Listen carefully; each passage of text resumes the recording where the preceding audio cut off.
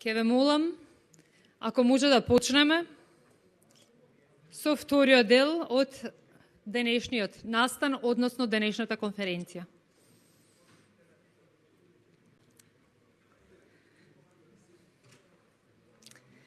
Бидејќи луѓето кои што не следат преку Webex не очекуваат и е 12:31 веќе. Пардон? Само да ги поканам.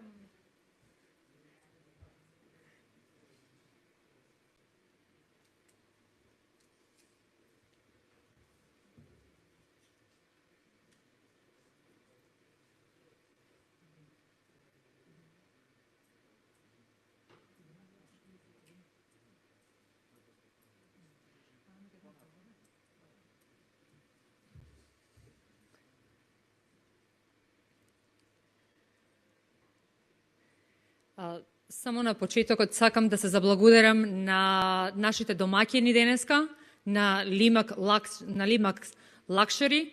На вистина се чувствуваме добродојдено, на вистина сме почестени што на некој начин прв е нашиот настан кој што се организира кај вас и се надеваме ќе повлечеме нога за уште многу безброј многу настани од ваков карактер и од уште поуспешен и поголем карактер да се организираат кај вас. И се надеваме дека ќе бидеме и ние ваши гости и во иднина. Now we will start the part which will be on English. I like again to say hi to everyone who is following us on Webex platform. Thank you for being with us all the way up to now, and for the teams that are following. I would like for first kindly to ask you if you feel comfortable to turn on your cameras. If you don't feel comfortable, we understand. But it means to us if we can be here together with a picture. We opened the 5th Macedonian tourism market before 2 hours approximately. Now we are in the conference part. Today is conference and expo part, and tomorrow will be B2B meetings, matchmakings, actually business to business, which is the part of real business happening. Right now, we are on panel 2, actually safety protocols and standard in the tourism industry. We have 2 more teams for today. All of these are very important for Macedonian tourism, actually for worldwide tourism, because we are in very specific period, pandemic period, and we really hope that soon we will be in post-pandemic period and we will finally move on from this tourism business. The first speaker is Marlon Van He, tourism expert, tourism export coach, and project manager from Netherlands. We get in touch with Marlon thanks to SIPO program, Swiss Embassy program SIPO. And as I said before, from contact with Marlo, we get one very important initiative for our country, because Marlo was already working on consultancy about safety stamp of WTTC, and now NITEM, together with him, together with the Ministry of Economy Sector Tourism, are in the procedure for getting this safety stamp for Macedonia. Also, thanks to Marlo, he provided for this event 30 foreign tour operators. And also, he made very strong promotion of our country. Marlo, are you here with us? Yes, I'm here. Thank you very much for this wonderful introduction. And welcome to Amsterdam, because that's where I'm based. I hope you can all hear me. Yeah, we are hearing you here. Yeah. All right. The microphone So is thank you very much. all yours. Yeah, thank you very much again. So welcome to Amsterdam. This is where I'm based. Thank you, NITEM, for having me, also for excellent organization of this event. Thank you, Alexander, Dimitri, Gotcha, Lensje, for supporting me, and also the local branch of the SIPO, the Swiss Trade Promotion Program. Thank you, Natalia, Vartan, Francisca, for supporting me on this one. So my first presentation of today in English, titled Safety Protocols and Standards in the Travel Industry. So a little bit of background of myself. So I'm from Amsterdam, the Netherlands, have a background in tourism, worked for the Amsterdam branch of the German National Tourist Board, also worked during a couple of years as a product manager for a large Dutch tour operator company. And in 2007, I started working for ICIAT, which is a Dutch NGO, the European Center for Eco and Agritourism. And we're involved in tourism projects worldwide, with a focus also on sustainability, or CSR, corporate social responsibility, which is directly linked to TREVEL Life, an initiative that we as ICIAT developed, started. Some of you might have heard of TREVEL Life. TREVEL Life is an international sustainability certification scheme for tour operators and travel agents. I've been working as a tourism expert for the Dutch government, the UN International Trade Center, and quite recently I was approached by SIPO, the Swiss Trade Promotion Program, and I'm happy to say that I can say now that I'm also active in the Balkan region. And again, great to be part of this conference today. So yeah, when I was waiting to start for my presentation, I was a bit like dreaming, walking back memory lane, and I was realizing that 1 year ago, around this time, we as tourism professionals, we were confronted with the COVID-19, and I think it was the first time ever that the ITB Berlin had to cancel the show. Myself, I went to Berlin because a lot of tourism friends from all over the world, they said, well, we cannot cancel our trip anymore. We're also going to Berlin. So I said, okay, you know, I'm going to join you. And anyway, I had to go there because I was organizing a roadshow to Denmark and Sweden. And I remember that the evening before we started our event in Copenhagen, and the evening that we started our event in Stockholm, I got a lot of cancellations from buyers, so Swedish tour operators and Danish tour operators, because they directly felt the impact of the COVID, and they were all very busy with repatriation, cancellations, etc., etc. And well, soon after that, actually, we as the tourism industry, we all entered into this very difficult time. And all right, I think now that we can say that the sun is going to shine more and more. There's some positive signs now, and I think we can say that we're gradually moving into the stages of tourism recovery. I'm sure you're all familiar with these 4 steps of crisis management: mitigation, preparedness, response, and recovery. And I think 2020, especially the first 2 quarters of the year, that is when we were entering this mitigation stage. What to do now, cash flow analysis, right-sizing your company, cost reduction measures, all these things that we were confronted with. Preparedness, we started to work towards that. And as I mentioned, now it's time to come up with a response. and working towards recovery and get well, tourism back on track. And well, what you see in Europe right now, there is light at the horizon. Vaccination rollouts.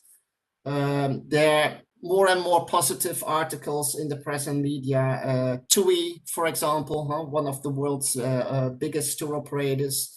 There was an article that the summer bookings for 2021 are going up. Yesterday, I saw an article from the UK also showing that bookings from people are going up rapidly. Also, researchers that you see that it's not that we don't want to travel. No, a lot of people, we want to travel. And several researchers say that 70% of the population have started, population in European countries, different European countries, 70% of the people have started planning travel for this year. So there's positive light at the horizon. So the question here is, what is North Macedonia's path to recovery? And last year, in my work with several travel destinations over the world, we were all looking into these tourism scenarios. The positive scenario is actually that I think for all the destinations in the world, all the countries, is something that we already skipped, because we were confronted with a second wave. Some countries had a third wave of COVID. So the positive scenario, the quick recovery of tourism, unfortunately, this did not happen. So then, you know, the travel destinations started to look at the less optimistic scenario and the pessimistic scenario to build their recovery strategies around these. And this is just some well, like say some points for these different scenarios. What you see for travel destinations is that the domestic market will bounce back first. After that, the regional market and the recovery of the international market will come on the third place. That will take a little bit longer. So the common scenario for tourism destination is first, domestic travel market, second, the regional market, and third, the international market. So what is the plan for you as a country, for North Macedonia, but maybe also for you as a tourism business? Are you going to work with the domestic market, or maybe this is not really your cup of tea? What about the regional markets? So then we are talking about, well, the Balkan region, your neighboring countries, the market that will come back secondly. But maybe also the regional market is not something that you want to invest in because it's not your thing, it's not your cup of tea. You want to work more with the international market and invest your money in that, because you're more familiarized with other markets than the regional and the domestic market. So what are your strengths? What are you good at? And what is your path for recovery? Let's have a quick look at the domestic market. This is an announcement that was made by the SG of the United Nations World Tourism Organization in September 2020, saying that the UNWTO expects domestic tourism to return faster and stronger than international travel. So actually confirming what I just showed on my previous slide, the first market to focus on when we talk about tourism recovery is the domestic travel market. And the UNWTO, they published this research last year where they show very interesting facts concerning the opportunities that you have as a travel destination to work with your domestic travel market. And domestic travel, domestic tourism is big. Look at these numbers. Around 9 billion domestic tourism trips were recorded worldwide in 2018, which is 6 times bigger than the number of international tourist arrivals, which is like 1.4 billion also in 2018. So domestic tourism is big. If you look at the OECD countries, domestic tourism accounts for 75% of total tourism expenditure. And if you only look at the European Union, domestic tourism expenditure is estimated to be 1.8 times higher than expenditure on inbound tourism. So domestic tourism is a huge market. The biggest market for domestic tourism is in the United States, which is like a market representing 1 trillion US or American dollars. Also in Germany, the domestic market is big, like 249 billion American dollars. So domestic market is a huge market. And what you saw in 2020, last year, is that travel destinations were coming up with different activities to boost the domestic travel market. So the UNWTO categorized these activities in 6 items, like financial incentives to stimulate domestic travel, like vouchers, for example, but also other measures such as stimulating long weekends among domestic travelers. If you look at marketing and promotion, huge campaigns to stimulate domestic travel campaigns via social media, but also television and radio. Product development initiatives for the domestic travel market. We will look at some examples in the next slides. Partnerships among tourism authorities within the country, like ministries working together, but also ministries talking with the tourist boards and coming up with a plan to boost domestic tourism. Also during conversations with, for example, municipalities and other DMOs. Market intelligence, very important. If you want to work with your domestic travel market, you need to know what's going on. And surveys on the domestic travel market were activities that you saw in several countries for people, for ministries, for tourist boards to get a better understanding of domestic tourism behavior. Capacity building and training, for example, in Costa Rica, training programs were developed to train people like tour operators, etc., to sell wellness programs to domestic travelers. So, for example, closer to home, some activities in Italy, for example, Bonus Vacanze, which was an initiative to offer families with low income a voucher to spend in domestic tourism accommodation. In France, they launched the campaign Cet été, je visite la France. So this summer, I visit France, to boost domestic travel, but also to show to the people in the country the huge diversity of France as their home country, but the huge diversity as a domestic travel destination. And also an example from Romania, where well, the tourism business, like in many other countries, was hit very hard by the COVID crisis, and they came up with this tourist pass for employees and companies to buy tourist services in Romania, so like accommodations, etc.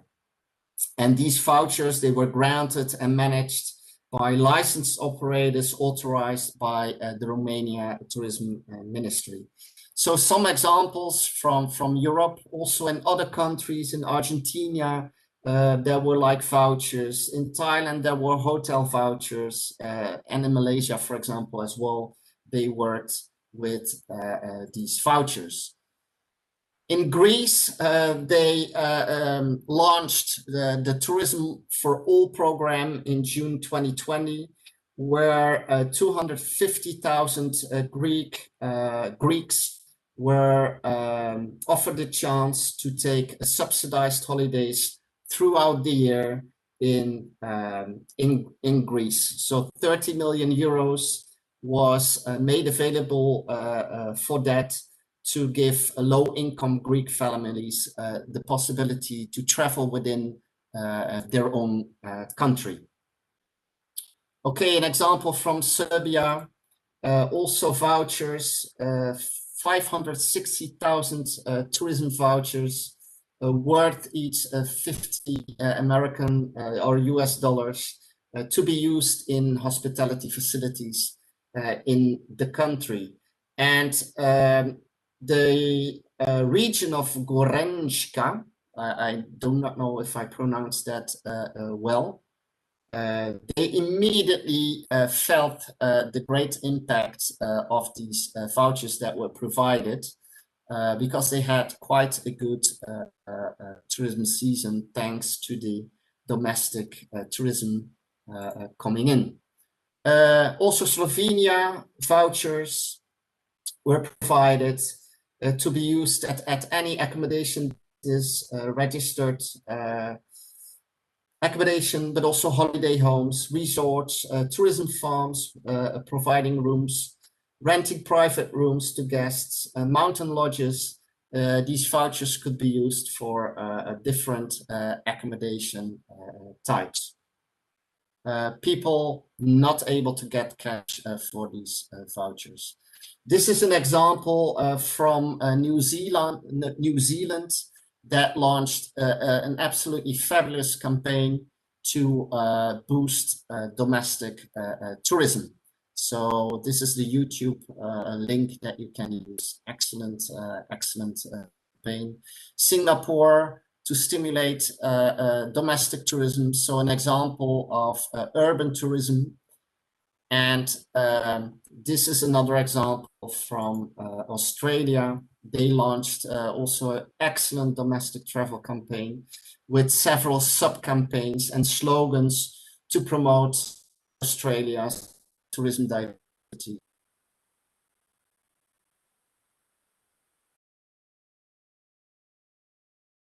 But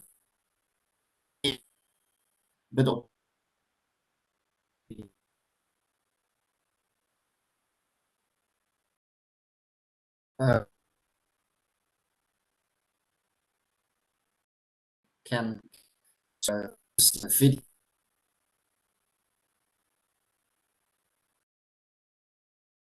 travel promotion. Or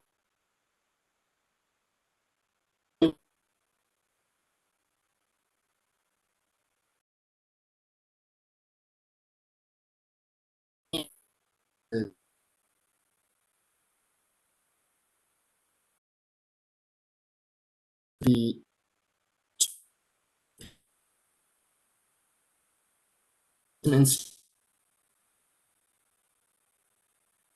I don't know if you are hearing me, but we guess that probably you have a problem with your internet connection because we can't hear you.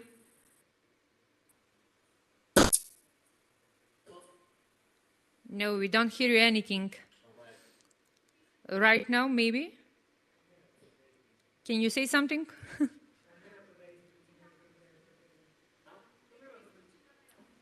Maybe if you turn off your camera, maybe we will just get to listen you at least.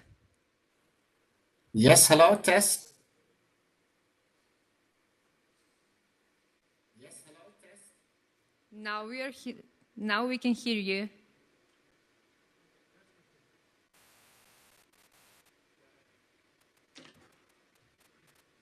Now no picture, no sound.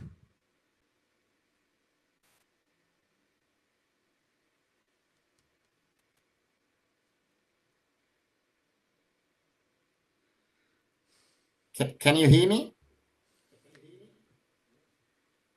A little bit. All right, I turned off my camera. Probably now it's okay. You can continue. Thank you. All right.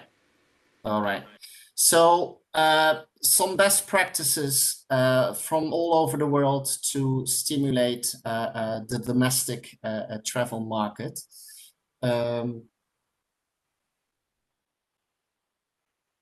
Let's go to, and now my PowerPoint got stuck.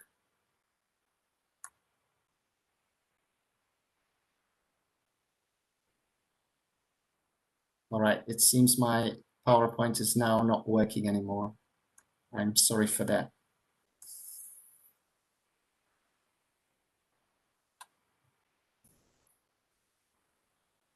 Jana, if you can hear me?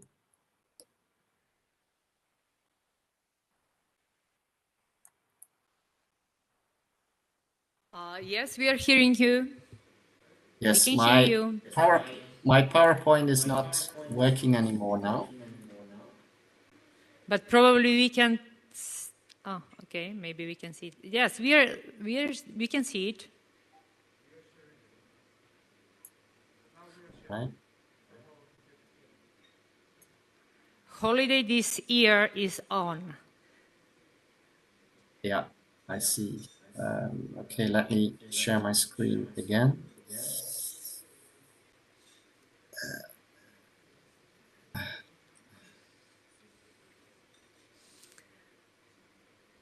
This kind of travels with technique is not strange. We are all used on it. Don't worry, Yeah. it happens. All right. Okay. It's on now, we can see it. Holiday this year. This year is here. It sounds great. Yes, but it's still not moving, unfortunately. So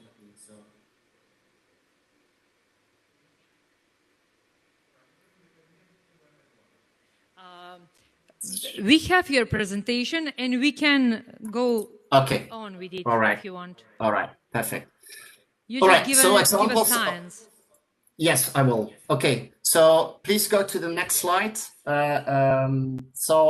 This is a slide about Australia campaigns to boost the domestic travel market. So you can go to this link. All right, next slide, please.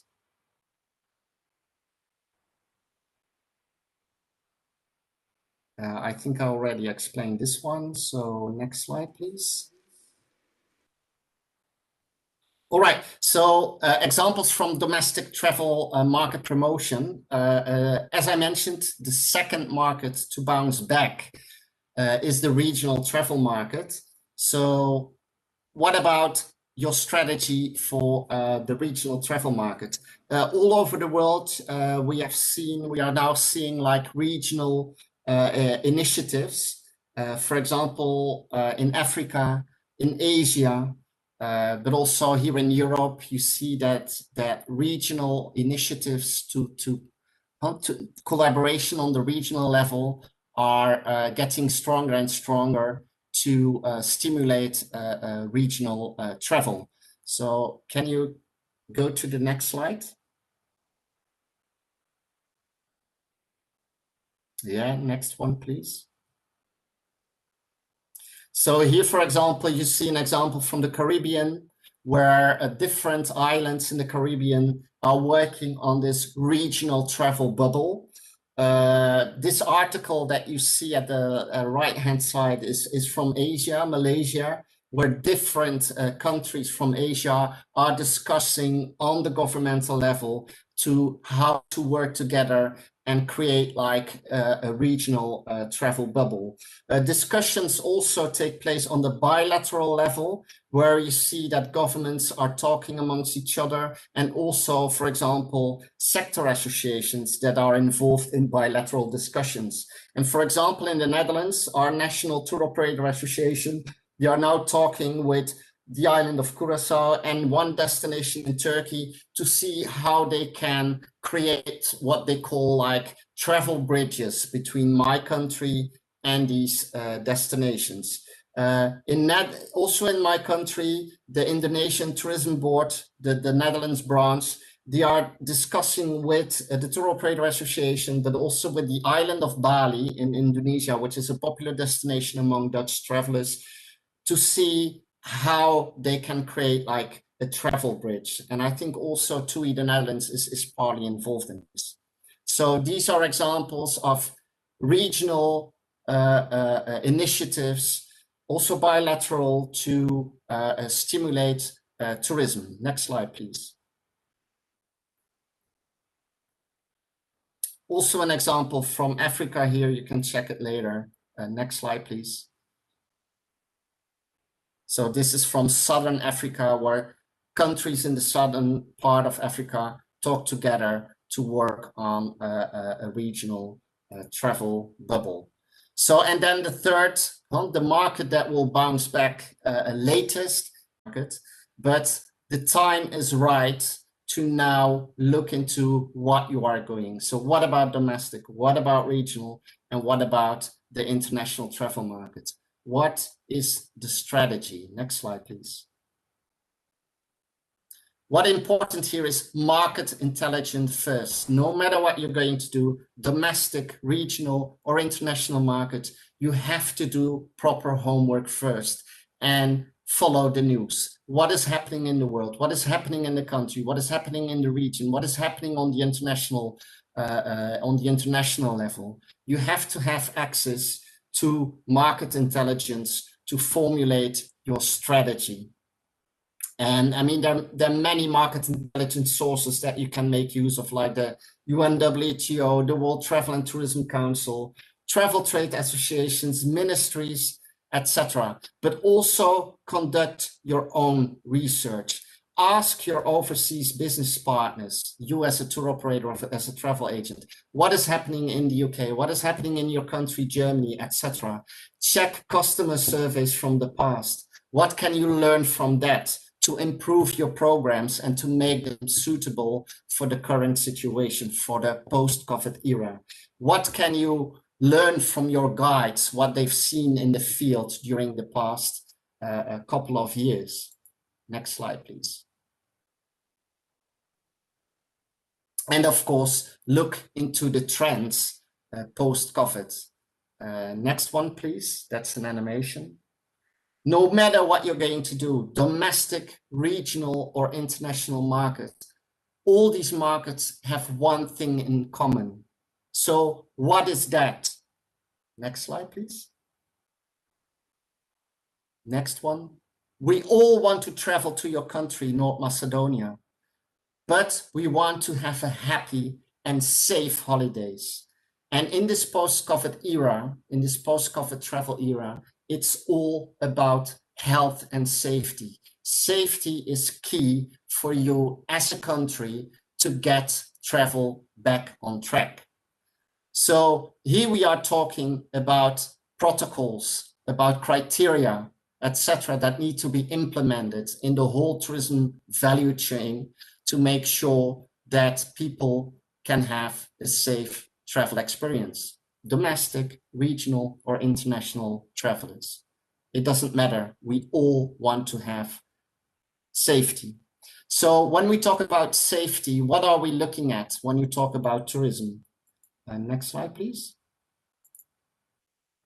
We're looking at different areas for you as a tourism business, where you have to look at and implement safety, health, hygiene protocols. Next one, please. So these are the different target areas.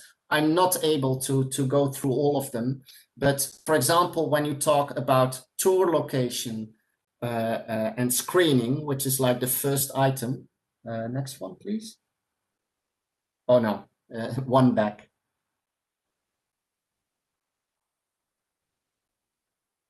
So what are the questions? What are the issues that we are talking about? It's about the locations. It's about the destinations. So is it safe to travel there? Is it safe and possible to come back?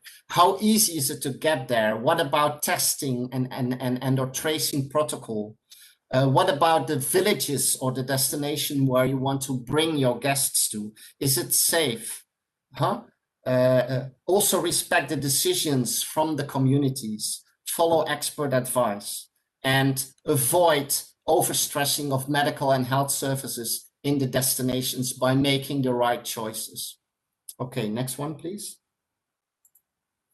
So customer screening is also an area that you have to look into and do the right things. So here you have some explanations or questions, issues that you have to further look into as a tourism industry. Okay, next one. This is your tourism supply chain. So it's about transport, accommodation, and activities, excursions. That is what makes your tour program, your tour package. Your tourism supply chain also has to be safe. Your hotels have to be safe. Transport needs to be safe. And also excursion companies, activities that you will offer to your guests, they have to follow health and safety protocols. So next one, please. So the message here is that ensure that all your suppliers adhere to local government and official COVID-19 guidance and protocols specific for their business type. So accommodation, restaurant, transport, attraction. So again, the whole tourism value or supply chain. Okay, next one. Yes, so again, as I mentioned, we want to have safe transport in the destination, in your country. So what does that mean? Next one, please. So here you have some best practices for tourism vehicles. For 23-seater coaches, the carrying capacity shall not exceed 14 passengers, etc., etc. So these are things that should be implemented when we talk about transportation, safe transportation in the destination, in your country. Okay, next one. Also, hospitality. So it already starts upon arrival of the guest in the accommodation. And it's all about the guest safety, also about rooms and housekeeping. How are you going to organize all that to make sure that the guests will be safe? Hand sanitizers, for example, in the hotels. Are they there? Are they available? Next one. So also food, food within the accommodations. How are you going, or how is the hotel, how will they organize that to make sure that the guest can have a safe experience and enjoy the dinner in a safe environment? So next one. I used a lot of animations in my PowerPoint, as you can see. Back, please. So here, for example, you have international best practices on how to deal with food and food safety in your accommodations. All right. So again, on my previous slide shows all the different areas where you, as a tour operator, travel agent, have to look into and make sure that the right things will be implemented in, of course, collaboration with your suppliers. Okay, next one. So it's all about safety management. What you hear now a lot is safety management systems. So what is going to be the safety management system for North Macedonia? Next one, please. So again, we're talking about checklists and protocols for different types of suppliers that are part of the tourism supply chain, the tourism value chain. Next one. Here you see national safety protocols and national safety stamps for the tourism industry in different countries. So for example, in Slovenia, they have this tourism safety stamp. You see the safety stamp from Australia and the safety stamp from Portugal. This is all based on national safety protocols that are available in the countries. And the majority, and I will show you later, they are aligning with the protocols, the international protocols from the World Tourism and Travel Council. And I understood from previous sessions that this has already been announced, because North Macedonia, your country, is also going to collaborate or adopt the protocols, the safety protocols from the WTTC. Okay, as you can see here, also in Portugal, this all relates to different categories of tourism suppliers. Next one, please. This is the Thailand example. Thailand in Asia was one of the countries that immediately started to work on its national health and safety protocols for the tourism industry. And they developed these standards for different types of supplies, like restaurants, hotels, transport services, travel agents, tour operators, theaters, cinemas, etc. Can you still hear me? And all these businesses in Thailand applying for the standard, they will undergo strict inspections from auditors that will be doing audits online. Also initiatives concerning safety protocols for the tourism industry from specific associations. Here, for example, you have the protocols that were developed by the Adventure Travel Trade Association, and they have health and safety guidelines for 10 adventure activities. So that includes trekking, cycling, rafting, food preparation, cultural tours, etc., skiing, snowboarding. So also for North Macedonia, for you as a country, these could be guidelines, protocols that you could look into and collaborate with to make sure that your adventure activities within your country do comply with international best practices. Okay, next one. Okay, next. This is the World Tourism and Travel Council. As I mentioned, your country has had a meeting with the team from the WTTC. So the WTTC, they have 19 protocols for different types of tourism suppliers, tour operators, hospitality, airports, attractions, adventure tourism companies, car rental companies. And these are protocols that and criteria that will be used for you as a country. Okay, next one. And this is all related to the WTTC Safe Travel Stamp.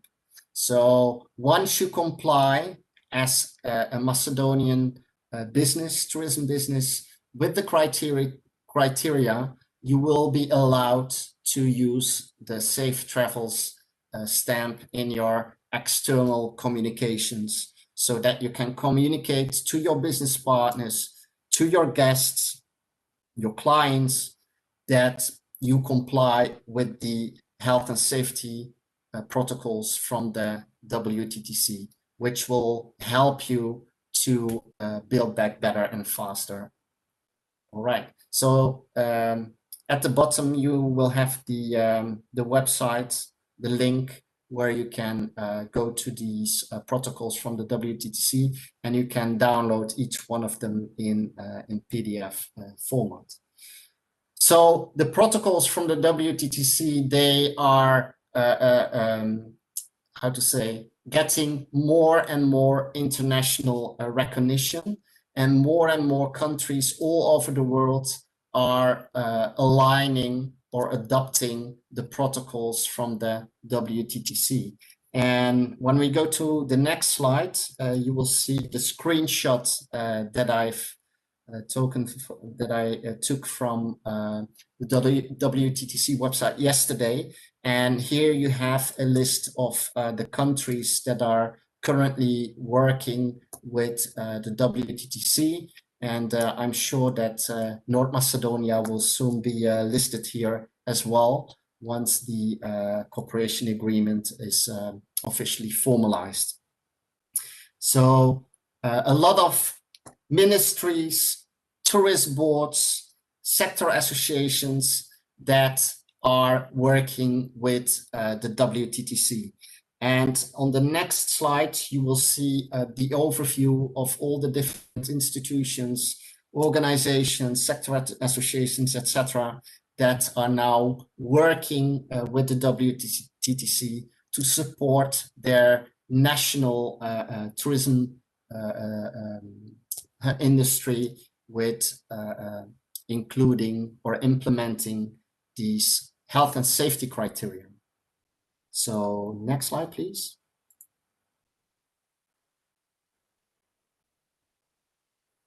Next slide, next one, please. So great, a lot of good work is being done also in North Macedonia. You're progressing and starting to work, negotiate with the WTTC, adopting these protocols and checklists. And of course, that is all great, but it's all about the process. Next slide. Having protocols, having criteria, that is of course great, but in the end, it's all about the proper implementation of the protocols and the criteria and conducting audits. So how will the process be for North Macedonia? The more strict, the more serious, the better.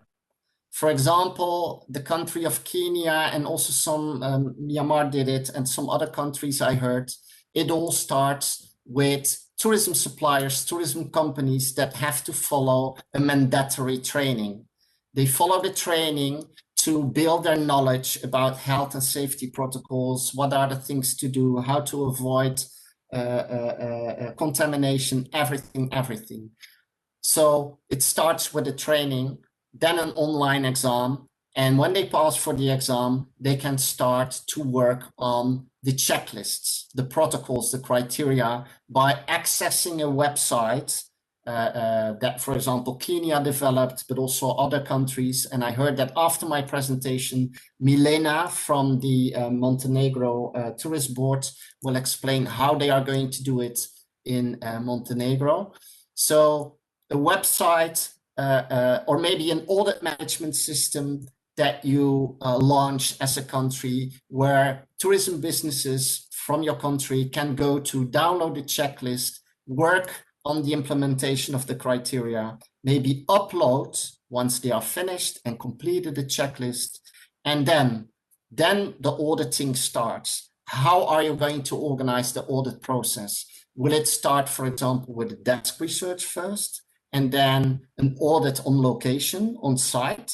So are you going to train a pool of auditors, and these auditors are going to visit, for example, the hotel or the office of the tour operator, the travel agent, or the office of the car rental company? Because again, it's all about checking if the tourism suppliers, the tourism businesses really implemented these best practices. If everything is okay and people comply with it, then they can use your national safety stamp. And because you as a country, North Macedonia, are aligned with the WTTC, you will also be allowed to use the safe travel stamp from the WTTC. So again, it's all about the process, the auditing, and the real implementation of the protocols and the criteria. Okay, next one. So the world is watching you. The faster, the more serious the process, the stricter, the more reliability you will create with all this. I mean, when I talk with outbound tour operators, for example, they ask me a lot of questions about, okay, what about the protocols in the country, in North Macedonia? What are they doing?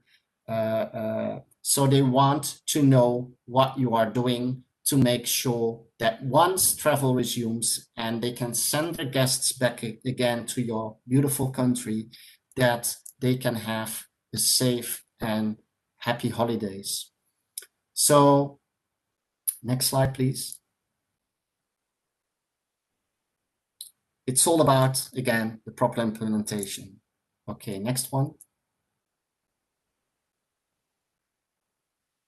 Next one. All right. So I hope that this was useful for you, showing you how destinations work on the strategies for domestic travel market, regional, international. But again, remember, no matter what strategy or what destination or what focus you have for your recovery strategy, safety and health is key. So for tourism to come back to North Macedonia, the implementation of these health and safety protocols is absolutely crucial. And having a real good process in place that also for you, you have to externally communicate to your business partners overseas, to the customer, etc. If you look, for example, right now at some tour operator businesses that are still doing or performing quite well, these are the businesses that clearly communicate in their e-newsletters or on their website what is happening in the country in terms of health and safety. They show videos. They show the safety stamp from the WTTC. They show their national safety stamp. They show pictures or using videos about, hey, look at this. This is what we are doing with our suppliers, our hotels. So not only writing about what you're doing, but show videos, show pictures. And another thing that your business partner, but also customers are asking for is more flexible terms and conditions and a lenient cancellation policy, because there still will be uncertainty around COVID. And once we book, we want to have more flexible terms and conditions and a more flexible cancellation policy. And again, the companies that are currently performing well, that are still getting bookings or reservations, are these companies that communicate also clearly on their website about their adjusted terms and conditions and their more flexible cancellation policy. Okay, my final slide. No, it's still one after this one. No, can we go back? I'm happy to invite you on behalf of the, can we go back one slide, please? The bluish one, yeah. The RCC, funded by the European Commission and together with the Elite Travel Group, we are part of a project, a TPP project. You might have heard of that. And this is the invitation for North Macedonia, for US companies, sector association, ministry, to join 3 webinars focused on tourism, kicking off with the first webinar on March 3rd on post-COVID era trends, developments, how you can adapt to new markets with a focus on European source markets. I mean, today during this session, I explained more about health and safety protocols and best practices. On March 17, we will go deeper into that. So feel free to join us. And then we will also discuss about possible regional cooperation for the WB6 countries, because these webinars are for the WB6 economies, and how to work together, see synergies, and see if you know, working on a regional level on health and safety protocols has potential. And on March 24th, I'm going to present a B2B toolkit where I'm going to discuss about destination promotion activities that you can do also in times of a COVID crisis, etc., with a focus on how to organize familiarization trips, road shows, how to work with press and media, etc., to put your country into the spotlights of the international tourism arena. So you're all invited to go to this webpage and register yourself for one or maybe two or maybe all of these webinars. You're kindly invited. So thank you very much for your attention. Please go to the next slide. Next one. Another one, can you click? Thank you for your time and attention. You can find me on Facebook, on LinkedIn, if you introduce my name. This is my email. I'm sorry for the technical issues that we had. Well, I lost a little bit of time because of that, so I had to speed up a little bit.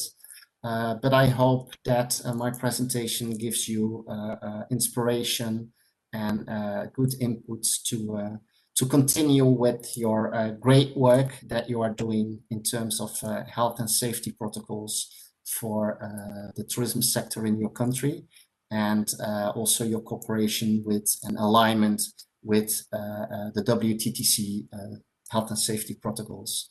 So again, remember one of my first slides, there's light at the horizon, and yeah, keep up the good work. Thank you for your attention. If there's any questions, then I would be happy to reply to that. I think all of you can also use the chat box, so we still have 2 minutes. So please feel free to raise your questions.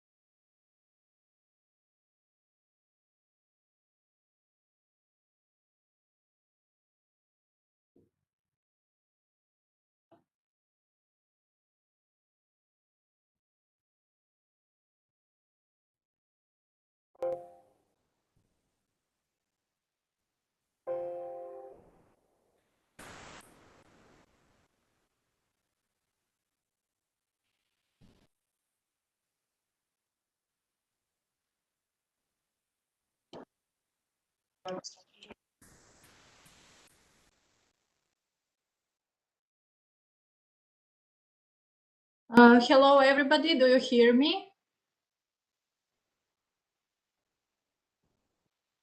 I don't hear anyone, but anyways, I will start my presentation. Okay. Well, I'm Milena Čukić from National Tourism Organization of Montenegro. And first of all, I would like to thank for the invitation, and I would like to thank to Marlon for connecting us with the organizers of this Macedonian marketplace event. I would like to say that we, as a National Tourism Organization of Montenegro, we do plan and carry out informational and promotional activities in Montenegro, and also we follow and we set the trends in tourism. By this, we also follow world trends, which means that we are also part of WTTC initiative Safe Travel Stamp, as a part of the world's must and of the world's trend. I will share my PowerPoint presentation with you. Just a moment. Okay.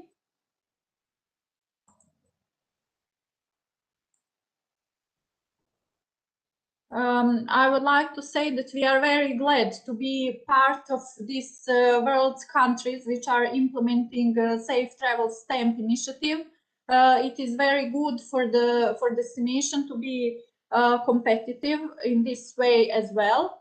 Another part is that we have implemented our logo of National Tourism Organization in Safe Travel Stamp, so it looks like this.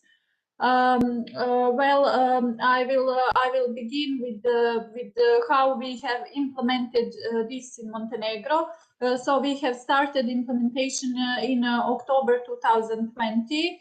I would like to say that we took this really seriously because health and safety is something that really needs to be taken really seriously. And I must say that we had a lot of maybe challenges and difficulties while setting this procedure, because we didn't want to miss anything that could be a problem or that could take this process to another level. So first of all, we made a commission for obtaining and monitoring Safe Travel Stamp. That means that we made commission that goes to, for example, to hotel, and then that commission checks if that subject have protocols which are aligned with our health protocols. First of all, I would like to say, when it comes to protocols, and then I will come back to this. I would like to say that we have sent our national protocols to WTTC representative, and then after we have been informed that our protocols are aligned with theirs, we have started with this initiative. So we choose for our protocols to be the main ones, because these protocols are protocols that needs to be followed up anyways in Montenegro, and we didn't want to confuse our tourism sector by too many protocols, since they are aligned with each other. So I will come back to our commission. So we have members which are just a moment. We have members from different institutions. So that is National Tourism Organization of Montenegro, Institute for Public Health, Ministry of Economic Development, Directorate for Inspector Affairs, Chamber of Commerce, and Civil Aviation Agency. So this shows also that we took it on a very high level. I will tell you shortly about what is our procedure in Montenegro. First of all, after applicant contact National Tourism Organization of Montenegro, he has been provided with health and hygiene protocols. This is an example for the hotels. After that, if he thinks that he can follow these protocols, he will fill out the application form and he will send the registration documents to us, because first of all, we want that business to be registered and that it has all valid documents and so on. After that, members of commission will visit that subject, and we will go through checklist. Checklist is made of the protocols, and that checklist is important because it goes through all the places in hotels. So we are checking if there is enough hand sanitizers, if there are enough marks for the distance. Also, it is important to have limited capacities in all parts of the hotels, that everybody is wearing masks, and also about hygiene protocols. So we let them explain to us how they do their cleaning process, and we do some education if we see that they don't do it properly. And if conditions are fulfilled, then there is signing agreement with the National Tourism Organization of Montenegro, and after that we are sending logos to them that they can incorporate, where they can incorporate their logos. Also, there is ad hoc monitoring foreseen, which means that Commission will go to their hotel from time to time and check if they are still fulfilling conditions. In case of violation of the conditions, they will not be able to use Safe Travel Stamp anymore. Another procedure is for tour operators and adventure tourism. It is similar to this that I have already mentioned, but the difference is because of the different nature of the work of tour operators, they need to, we usually choose partners from the list that they provide to us, and then we go to one or few partners that we control. So if that partner is fulfilling conditions, then tour operator is able to use Safe Travel Stamp. Also, the tour operator needs to fulfill protocols for themselves. For example, avoiding queues, wearing masks, and you know, behaving of tour guide and so on. So the same rule applies. If one of the partner from the list is not implementing Safe Travel Stamp protocols, they will not be able to use Safe Travel Stamp anymore, both partner and tour operator. At this point, I would like to say that from end of October in Montenegro, we have 82 users of Safe Travel Stamp. They are mostly from the hotels, tour operators, and from the other tourism stakeholders, that is private accommodation, restaurants, nautic services providers, transfer companies, institute, hotel and rehabilitation center, and museums.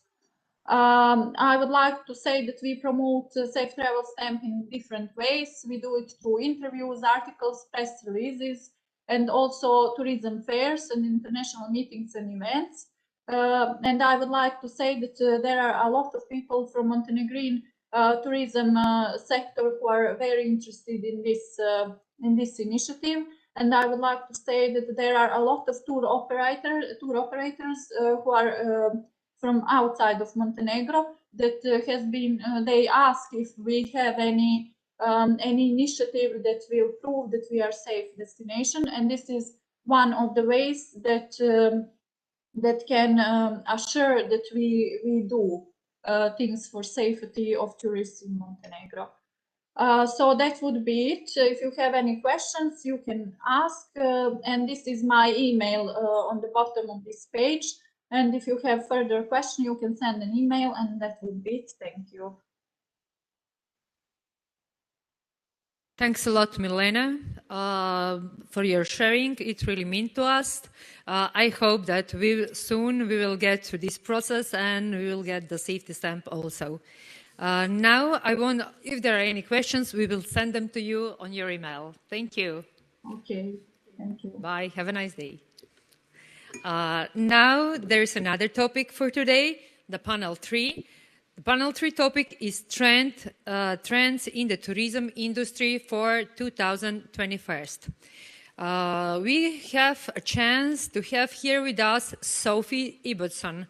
She is founder of Maximum Exposure UK. Thanks to LRCP, actually, and World Bank, we get in touch with Sophie. She's really an expert, world-known, and she connects us with world-known journalists and bloggers who covered this event. Today, she will share with us she's insights on the topic of sustainability. Sophie, are you here? I'm here. Can you hear me? Yeah, we can hear you. We're very happy that Excellent. we have you. That's a very good start. The microphone It will is be a all very yours. quiet session otherwise. And for inviting me to be here today. I'm glad that you mentioned my colleagues at the LRCP, because it's through them that I have been introduced to North Macedonia over the past year, and able to find out a little about the many tourism treasures that the country has to offer. Today, I'm going to be talking about sustainability, and it's a trend, if we can use that word, began before the current COVID-19 crisis, but what the crisis has done has made us realise quite how important sustainability is. It is something which not only is going to be important for countries like North Macedonia to realise the UN's agenda for sustainable development by 2030, but critically in the short to medium term, UN, WTO, WTC, ATTA, all of the big international tourism organisations have recognised that sustainability is going to be a key pillar for recovery. We like to think with trends, sometimes it feels that they're optional, but with sustainability, the reason I say it's more than a trend is because it's going to be something absolutely critical. We can't do without it today. Lots of people, when they hear the word sustainability, assume that it is just about being eco-friendly, that it's about the environment. And yes, that is a really important, but it's certainly not the only part. And actually, I would say if you were only addressing the environmental issues and not the other parts of sustainability, then it wouldn't be sustainable at all. You can see in my Venn diagram here that I have chosen 3 things which are essential parts of sustainability. The first one of those in pink is economic viability. If something isn't economically viable, if it's not a business which makes money, generates revenue and supports individuals, businesses and communities, it's not going to last. So that is something that we have to have really on top of our list and say, is it economically viable? Does it make money? Is it going to last? The second one, in blue, the environmental aspect. Our projects have to be environmentally responsible. And this should be the case whether we're talking about a big city destination, whether we're talking about a beach destination, whether we're talking about a national park.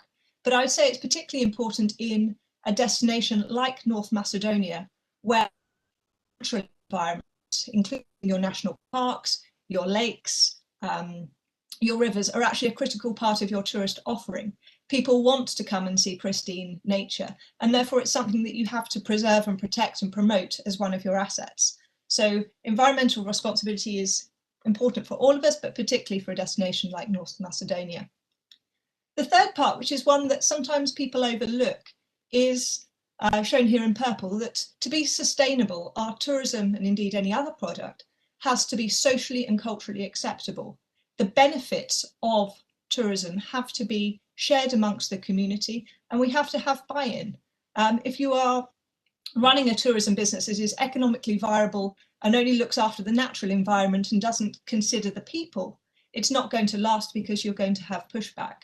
And we saw this pre-COVID in places like Barcelona, in Amsterdam, in Venice, where local people actually started protesting against the tourism because yes, it made money, but actually the tourism that was being done in such a way impinged on local people's lives. It stopped them going about their ordinary business and being able to enjoy their cities and their homes. And so the third element of sustainability has to be socially acceptable. When we have those 3 things together, I would say then we have the sustainable product.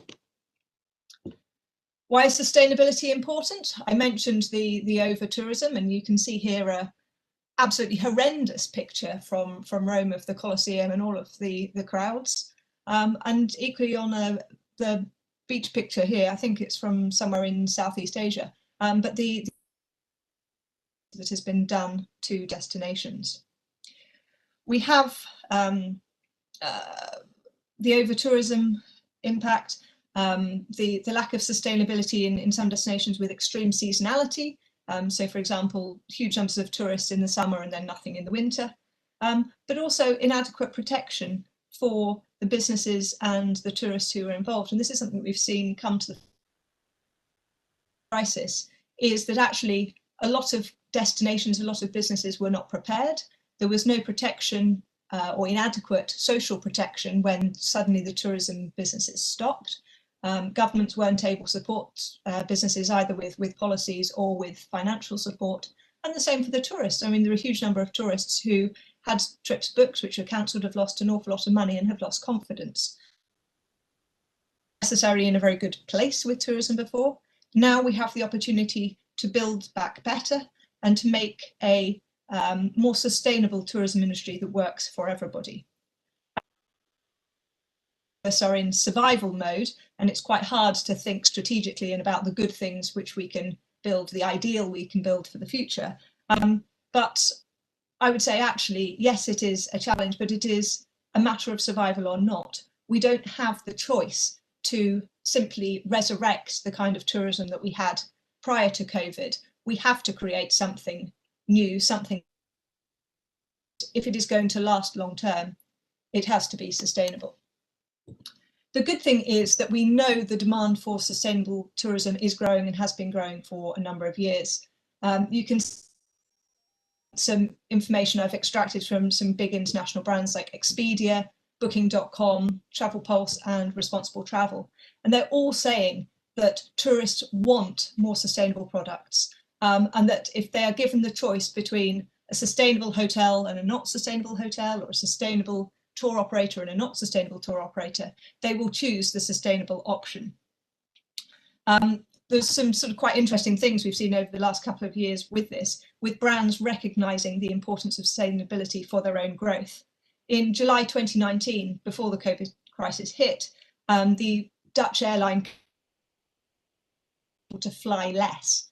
And that's because they recognized that people were becoming more concerned about the environmental impact of flying.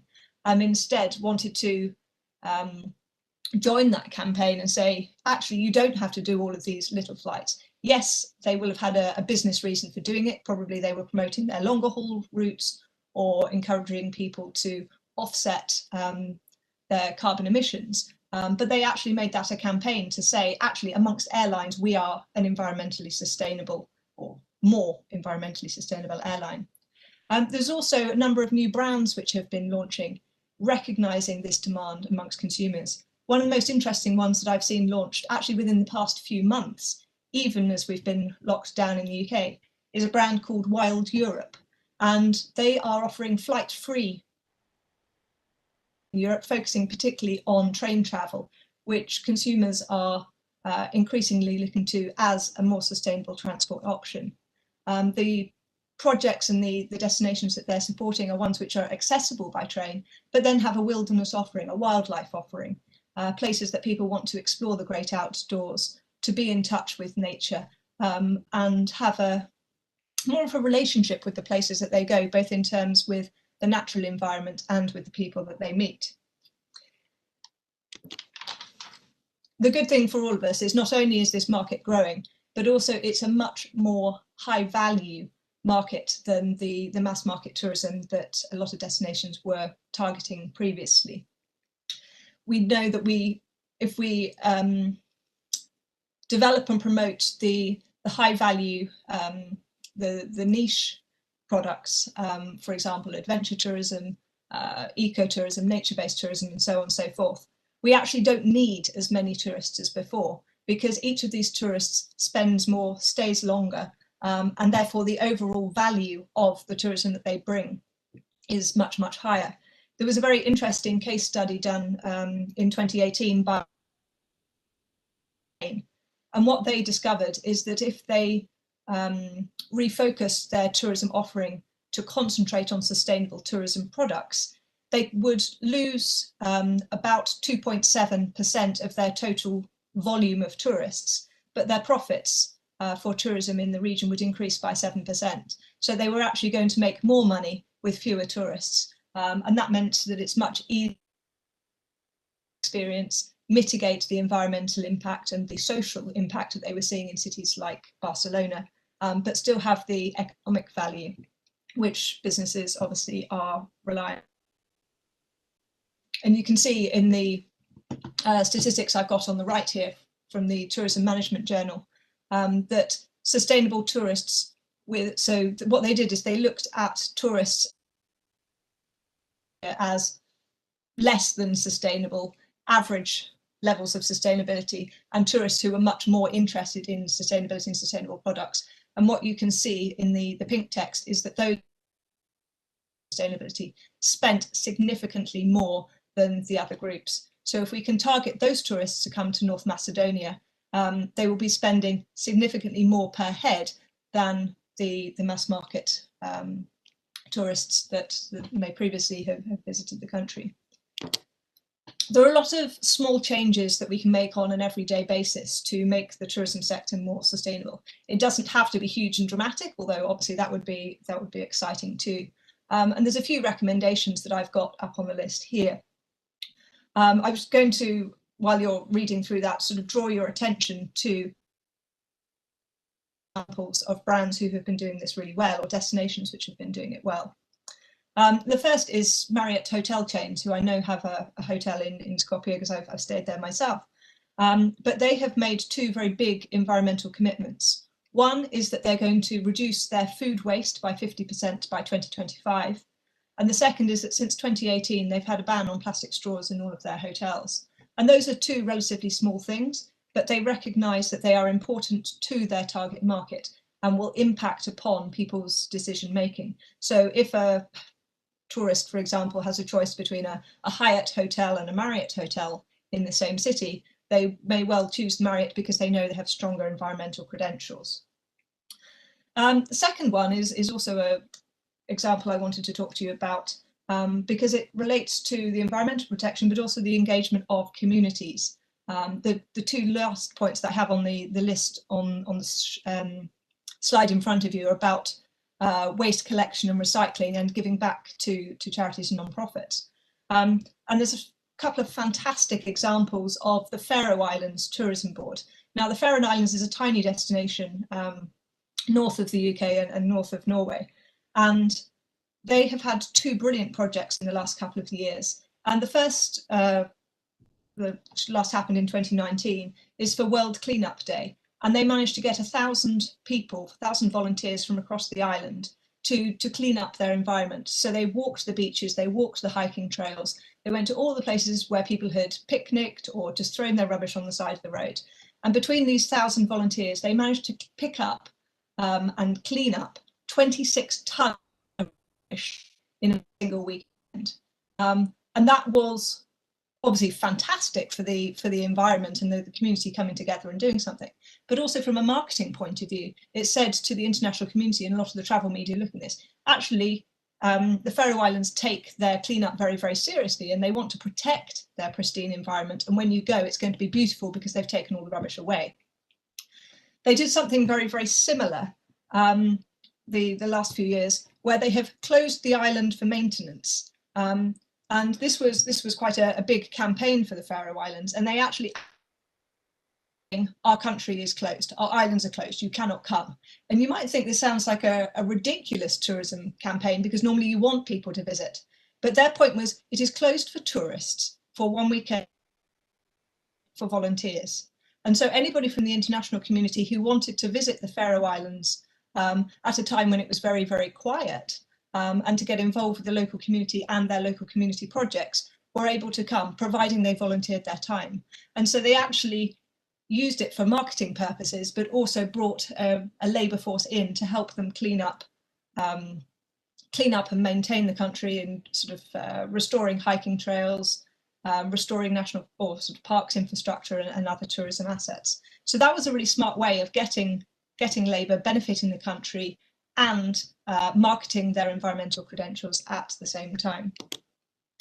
The last slide that I have for you is to say that many of the brands and destinations within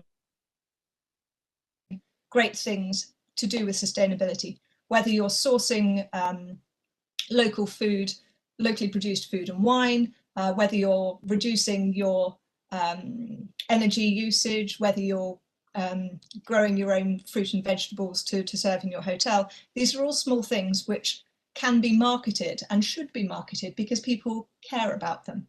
There are a number of different international organisations now who are working with different aspects of the tourism industry to showcase what they are doing. And it's well worth getting in touch with them. For example, the one top left on the screen you can see is the TripAdvisor Green Leaders programme.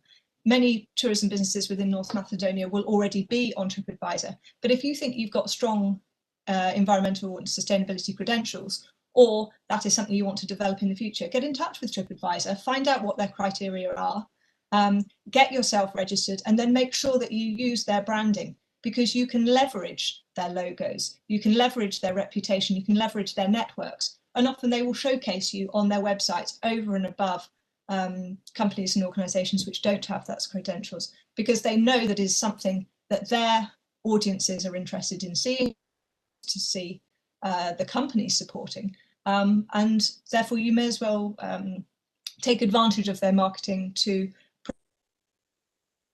your credentials too.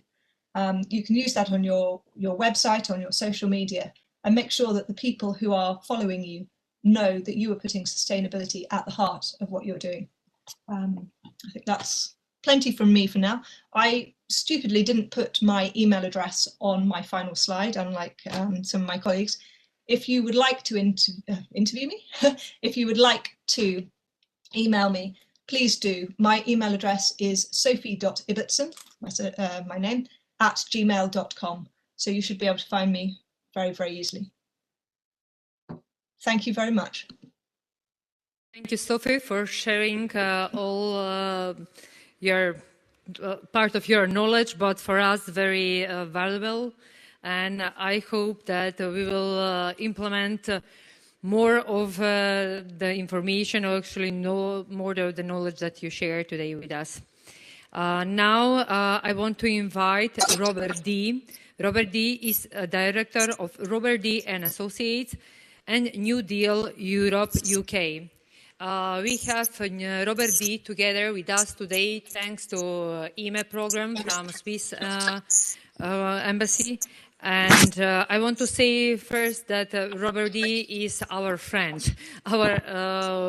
Within years, he was here with us, a few marketplace also. And as I said, Robert D. and together with Tina Moore, they're the ones that are responsible for New Deal Europe. And New Deal Europe 2020 was probably one of the few events in tourism sector that happened, and part of us from NITAM were present over there, and we are happy for that.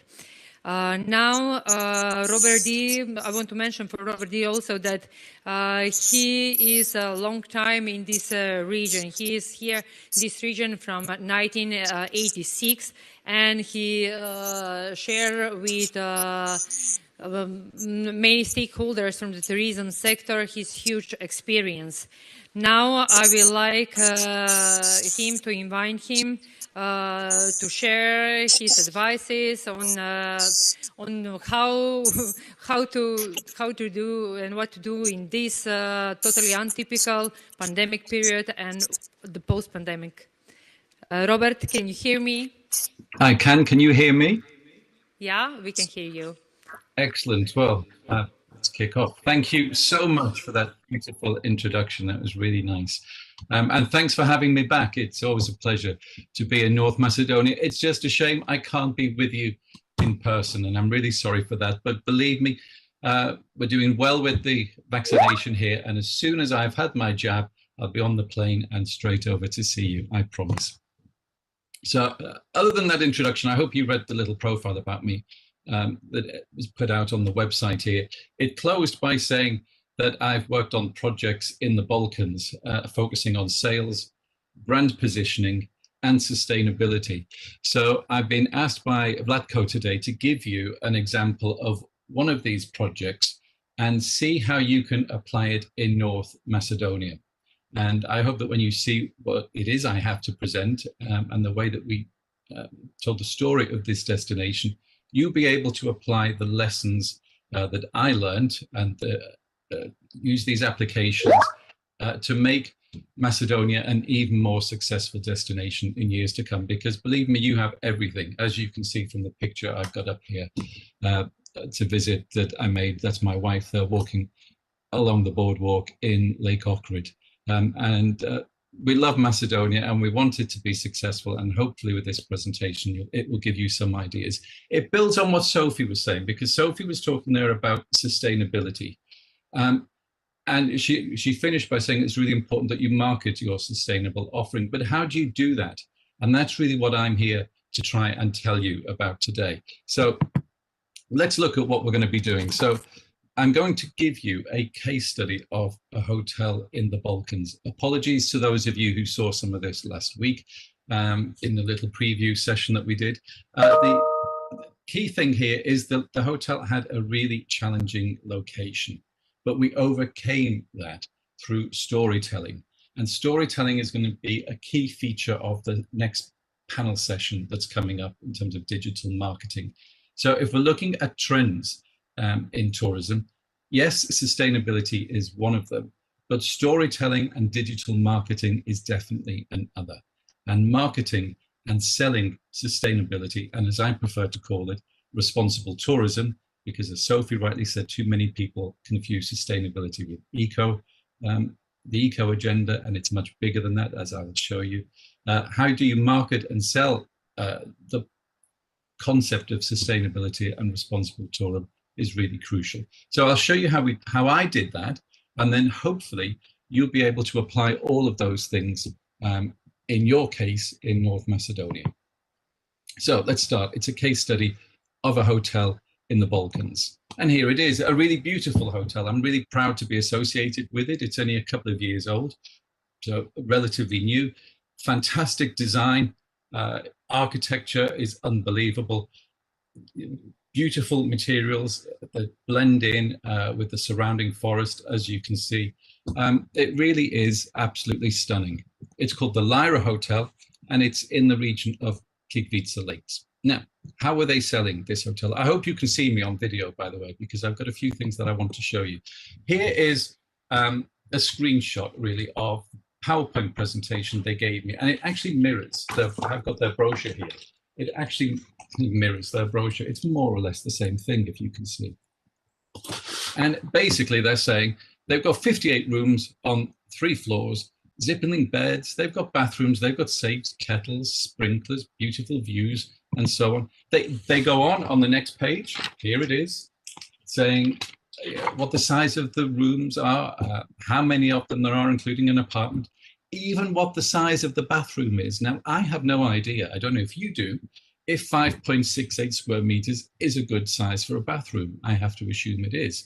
But to be honest, that means nothing to me. It really doesn't. I don't even think in meters. We think in yards and feet and miles here in the UK, as they do in the USA.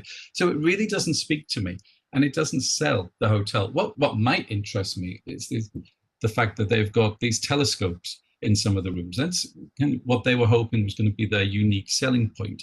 But why has it got them? No mention of it. I can tell you it's because this part of Croatia is the best place where you can see the stars at night, because it's almost like a blackout destination. But anyway, that's another story. The key thing that I want to tell you is that this is the material they gave me to sell the hotel. And the hotel was struggling. And why? Because everybody says this. Who cares? Who cares about the size of the bathroom? Who cares about zip-and-link beds? That is not going to make me want to come to this hotel. And there are so many examples of these. I'm sure we've got many hoteliers on board here. When you look back at the brochures over the years, and maybe even when you look at your websites, you will see that principally you're selling a list of features, the number of bedrooms, how many are twin, the number of suites. the meeting spaces and so on. They're not the things that are going to entice me as a tourist to come and stay with you. And why should I choose you over maybe 10 other hotels in your destination? But what is it that makes it different? Well, this hotel was struggling, even though it was beautiful. We had a lot of challenges with the hotel. The key challenge, I have to say, was with the location. Now, let me show you the location here. It's in the Plitvice Lakes region of Croatia. It's the second most visited attraction in Croatia after Dubrovnik. You all know it. It's beautiful. It's stunning. This shouldn't be a problem. Why was the hotel struggling? Well, let's zone in a little bit more on my Google map. The red dot there, my fingerprint, is the location of the hotel. You can see to the left of it, the dark green area is the national park. So the hotel, for a start, isn't in the national park. The yellow road that goes down from Zagreb to Split is where everybody wants to be. All the hotels are located on that yellow road, or they're in the national park. My hotel, look, you have to go down a little windy road to get to it. So it's already off the beaten track. It's on the border with Bosnia. So it's not a place that you would automatically bypass. It's additional driver time to get there. But crucially, the hotel is in this village called Ličko Petrovo Selo. Now, why is that crucial? It's because when I took this hotel and the sales material they gave me to the tour operators said, we're not going there. We don't want to stay in this hotel. And the reason was that the reason they gave me, and it shocked me, they called this village, Ličko Petrovo Selo, the ghost village. Now, I had no idea what the ghost village meant. I'd never been there. So, of course, I had to go. And I discovered that Ličko Petrovo Selo and the area around it in Plitvice Lakes was where the war in Croatia for Croatian independence in the 1990s, where it began. You can also see we're on the border with Bosnia. Across the border is Bihać. This was one of the 6 safe havens set up by John Major and the United Nations in the Bosnian War. So this area saw a lot of activity in the 1990s and some of the heaviest fighting. It was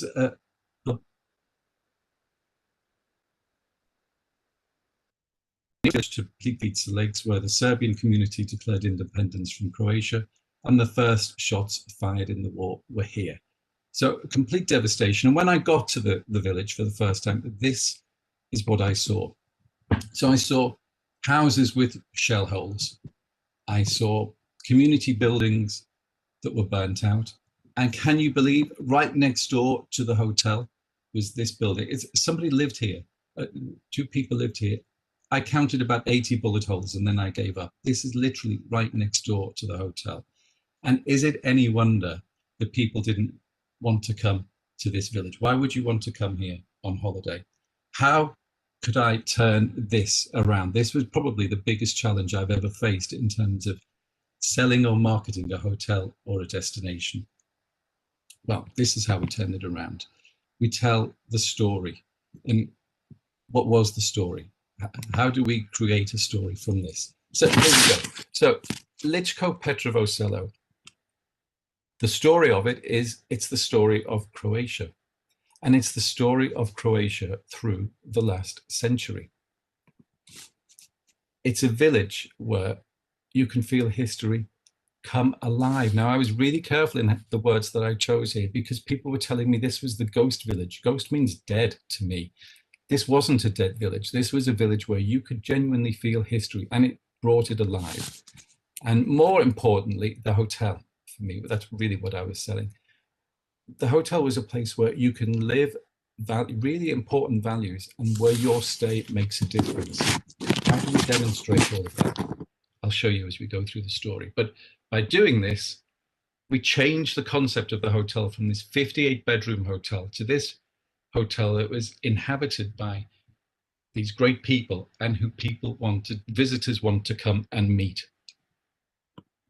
So the first thing was right opposite the hotel was this war memorial. And I looked at the village and said, well, how can I tell a story about this place? What is it that it offers? And yes, it was full of great people. And it also told a story that, to me, as a former Vodic, traveling around the whole of the Balkans, was important. It was important to tell, and it was a story that for many people was being passed by because it was too raw, I guess, emotionally too raw for many people. So we used some of the material in the village in order to explain really the history of the last 100 years in the entire Balkan Peninsula. Right opposite the hotel, as you can see there, is the War Memorial.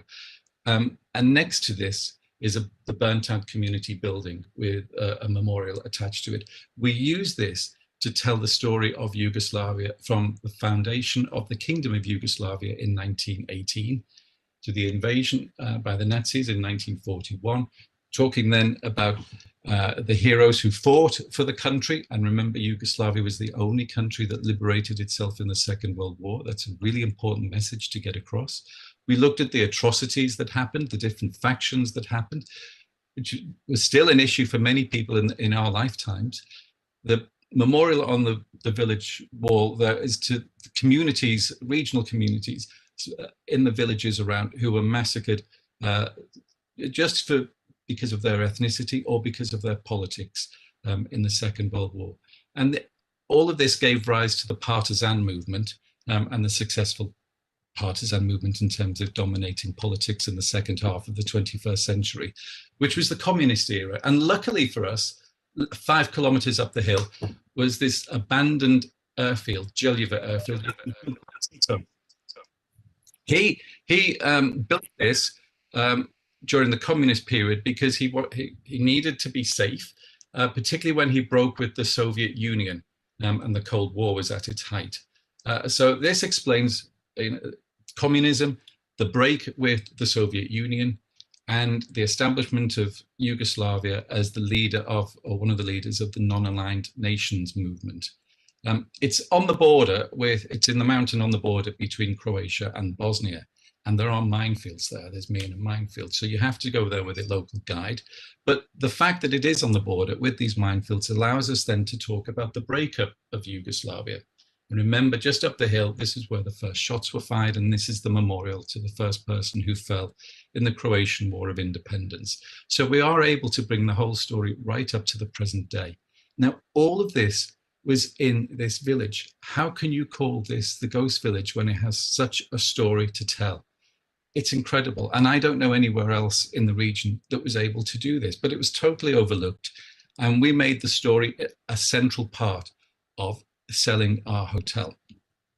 But that's history. That's making history tangible. What about the sustainability? How do we get the sustainability story over? And what is the sustainability story? Well, let me start with this beautiful lady, Sonia. Sonia worked with her Serbian ladies in a community center, again, opposite the hotel, very ramshackle, very run down, as you can see on the picture. She invited people to come over and she invited me and the general manager to come over, and she gave us the traditional bread and salt welcome that you're all familiar with, but many people are not. So I started to take groups over there. They made their own bread. They brought the cheese and the meat from local farmers, and they told people about their life story, about being Serbian in this community, about having to flee when the war happened, coming back and resettling and wanting to make a life and keep their culture alive, which is what this center is all about. They make artifacts, they make good woolen materials, they do weaving, they do knitting, they make these crazy things, which I bought for 10 euros, and they invite people to take part. And of course, once people make that connection and they take part in the process and they become involved in the process, then that's when they start to buy the products. And that's when economic interchange happens and wealth starts to be generated in the community. And it was really important to us, this community engagement. It went further. The general manager in the hotel found out that one of the ladies in the village was a great cake maker, and she invited her to come into the hotel and make some cakes for an event that we had. From that grew the fact that a lot of ladies in the village obviously cook. They cooked for their families, and they cooked really traditional recipes, which I wasn't familiar with, neither was the general manager. So we invited them to come and cook. more and more in the hotel. They brought with them their local recipes. We were already sourcing food locally in a very sustainable way from all the local farmers and bakers. And it was the natural extension that the ladies should come in and become the chefs and the cooks in the hotel. They're offering to you, the guest, the food that they would cook if you came into their home. It's a really powerful message of authenticity. And it goes beyond that, because as well as the food, and I'm sorry, I guess you're all hungry and I'm showing you these pictures of food here, but you know, getting on to my favorite topic, the alcohol, Riker or Slivovitz. All the people in the village make their own Slivovitz. You saw it on the previous shots with the community centre. This is the Slivovitz they make. They put it in Coca-Cola bottles. I'm sure you're all familiar with this. That's the one that was given to me when I was there. And what we decided to do was organise a mass collection of all the fruits, the sliva, the plums that were in the garden and in the forest roundabout, and ask the people to take it home, make it, and bring it back to the hotel. Now, because it's homemade, we couldn't sell it, but what we could do was offer it as a welcome drink to anybody who arrived in the hotel. And instantly, therefore, when visitors arrive, they're making a connection with the local community. We offer it to them. Welcome to our community. We made this for you. And people then want to start the interaction with us automatically.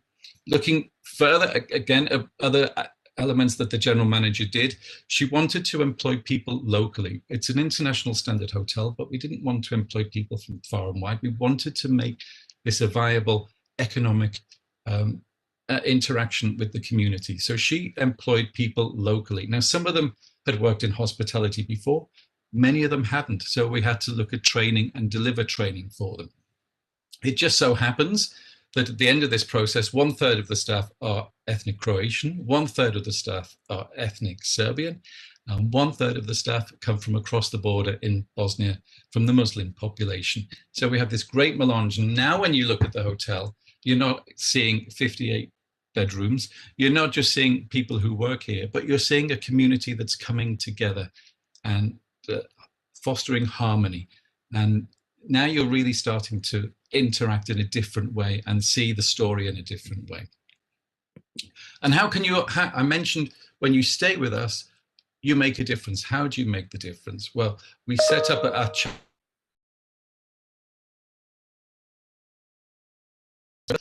the house next to the hotel with 80 or more bullet holes. There it is.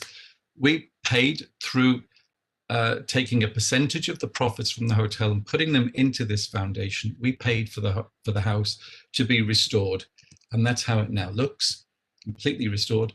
And here is the happy owner, and I'm delighted to introduce to you the very happy general manager, Andrea Cerneska there. So that's what we did in terms of sustainability, how to present that. Now, all of those pictures there I use in my PowerPoint presentation, like I'm doing with you now, to talk about the hotel to the tour operators. It makes a difference because it's my story. How do you do that when you're talking digitally and you're having to put it out in brochures or you're having to do it on the internet? Well, this is how we did it. So the front page of the Lyra, the landing page, the home page, it looks like this. Responsible tourism is there on the right-hand side. You click on it. It takes you to the S word. Sustainability. You can go through and see more of the story. Here it is, responsible tourism. So the Lyra, no longer is it just a hotel. The Lyra is now a catalyst for change. It's regenerating a village economy. It's bringing together ethnic communities. What do? They source food locally. They give work to the local farmers and the bakers. And they're employing people from across the communities, including in Bosnia. The restoration of the neighbours' houses here. And we make it very clear, look at the last line, we're creating a brighter future for local people generated by visitors to the village. It's your visit that's making a difference to these houses which were severely damaged during the war times. We tell you about the Tara Cooperative. We'll take you over there. You can support them. We support them by selling their unique products. You can't get these anywhere else. This is unique. Come and see it and go with them on a guided tour around the village and learn about this history that I just told you about. And of course, the plum brandy, your first interaction with us, other than through this digital connection, is the Slivovitz and the story there of how we engaged all of the neighbors. So how does all this apply to you? What can you take away from this and do in North Macedonia? Well, firstly, the important thing when you're selling your story is please focus on the benefits, not the features, not the 58 rooms, the 3 floors, the size of the bathroom, but the benefits of staying in this hotel, the benefits of what you're offering. So in this case, it would be the fact that you're making a difference to a community. Think always of the WIFIM. And this, by the WIFIM, I mean, what's in it for me? And the me here is the customer, the visitor. What's in it for them? Is it important that they've got the kettles and the sprinklers? Or is it important that they get an experience, that they get something that's unique, like the Tara cooperative products, that they have a stay that's different to anywhere else because of the great food that the local ladies prepare for you, that you get a great welcome when you arrive with the Slivovitz. Use what you have. Everything I've told you was here. It was already here in the village. It just wasn't being maximized. The capacity of it wasn't appreciated. Now, it may be that you've got lots of things like this, and because you're immersed in it, you don't see it often. So by all means, do what they do. Get somebody to come in from outside and evaluate what you've got and look at how you can package that up and tell your story. Focus on the experience. People want experiences now. This is a key trend. They want experiences. They want memories. They want it to be personal to them. They want to be able to post things on Instagram and maybe make the friends back home jealous of what it is that they're doing. Or they want to be ambassadors for you because they've really enjoyed the experience and they want to share that with people and get other people to come and have what they had. The key thing is the experience. You know, what I was showing you there with the drinking the Slivovitz, eating the food, meeting the local people, it's all based on experience. And the most important thing is it's got to be personal. It's personal to them and it's personal to you. What I've told you right now is my personal story of my visit to this destination, how the story evolved for me. And this is how I sell it to the tour operators. As a result of that, this is now the most successful hotel in the region. It's in all the brochures. Everybody wants to come and stay here and have this experience, but also give back. And giving back is really important to me here. I can tell you, as we said at the beginning, you know, I've been in this industry for 35 years and associated with your beautiful region for that long. I'll be honest with you, most of what I've done has been very transactional. It's been about selling excursions, or it's been about signing hotel contracts. It's been about money changing hands. This project was completely different.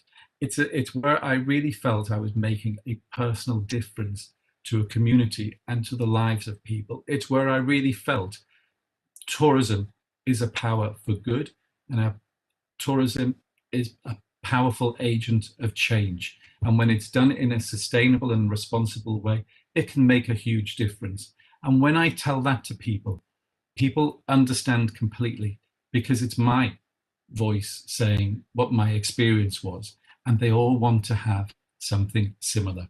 So there are ways in which you can do it, but the most important way is keep it personal to you. That's basically everything I have to say, unless you have some questions for me. And if you want to get in touch, there's my email too. Thank you. Thank you a lot, Robert. If we Thank you. We appreciate a lot your presentation, your presence here with us. If there are any questions, we will send them to you on email because we run a little bit late with our panels. Now we will continue with 2 local experts in tourism who were supported by Swiss programs IMA and SIPO. They make research, they make a kind of scan. One of them on the foreign tourists, actually their demand from our country, and the other one make research of the domestic offer. Because as we know, the pandemic changed the tourism phase Totally. We didn't know, we didn't ever seen something like this before. And if you want to move forward, we must to respond very quick to these changes. Ms. Elena Ivanova was making the research of the domestic offer, and Mr. Gorazd Škrt was researching the demand of the foreign tourist. Skrt, sorry. Are you with us, Elena and Gorazd? Yeah, I guess we are both here. Oh, hi. We Hello. have you in the studio. You can continue now. Okay, I hope you can see my presentation. It won't be a long one because this will be just a little bit of what we did with Elena in the last 2 months. And it was a great experience to be able to ask the professionals from all over Europe, from the tourist agencies, what they think, what people want from Macedonian tourism and what Macedonian tourism can offer to them, and how this will change after the pandemics. So we asked altogether 23 interviewees from my side. They were agencies and tour operators from European countries that work with North Macedonia and with Balkans, and Elena asked 50 of your professionals. So what people basically think when they are taking people to North Macedonia? What do they want? What do they expect from North Macedonia? I noticed asking the foreign tourist agents that when they are thinking about North Macedonia, they are thinking about culture, about adventure, and about food. These are three primary motives to come to Macedonia. But an important thing is when we are talking about culture, and that is what they explained to me, it's not that they are thinking about going to museum or going to the church and there the culture ends. When they are taking their people, their travelers, their guests to North Macedonia, they say that they can live culture all around. They live in a tradition, they live with guests, and this never stops. It doesn't stop us after the visit of the museum or after the visit of the church, but it lasts 24 hours per day.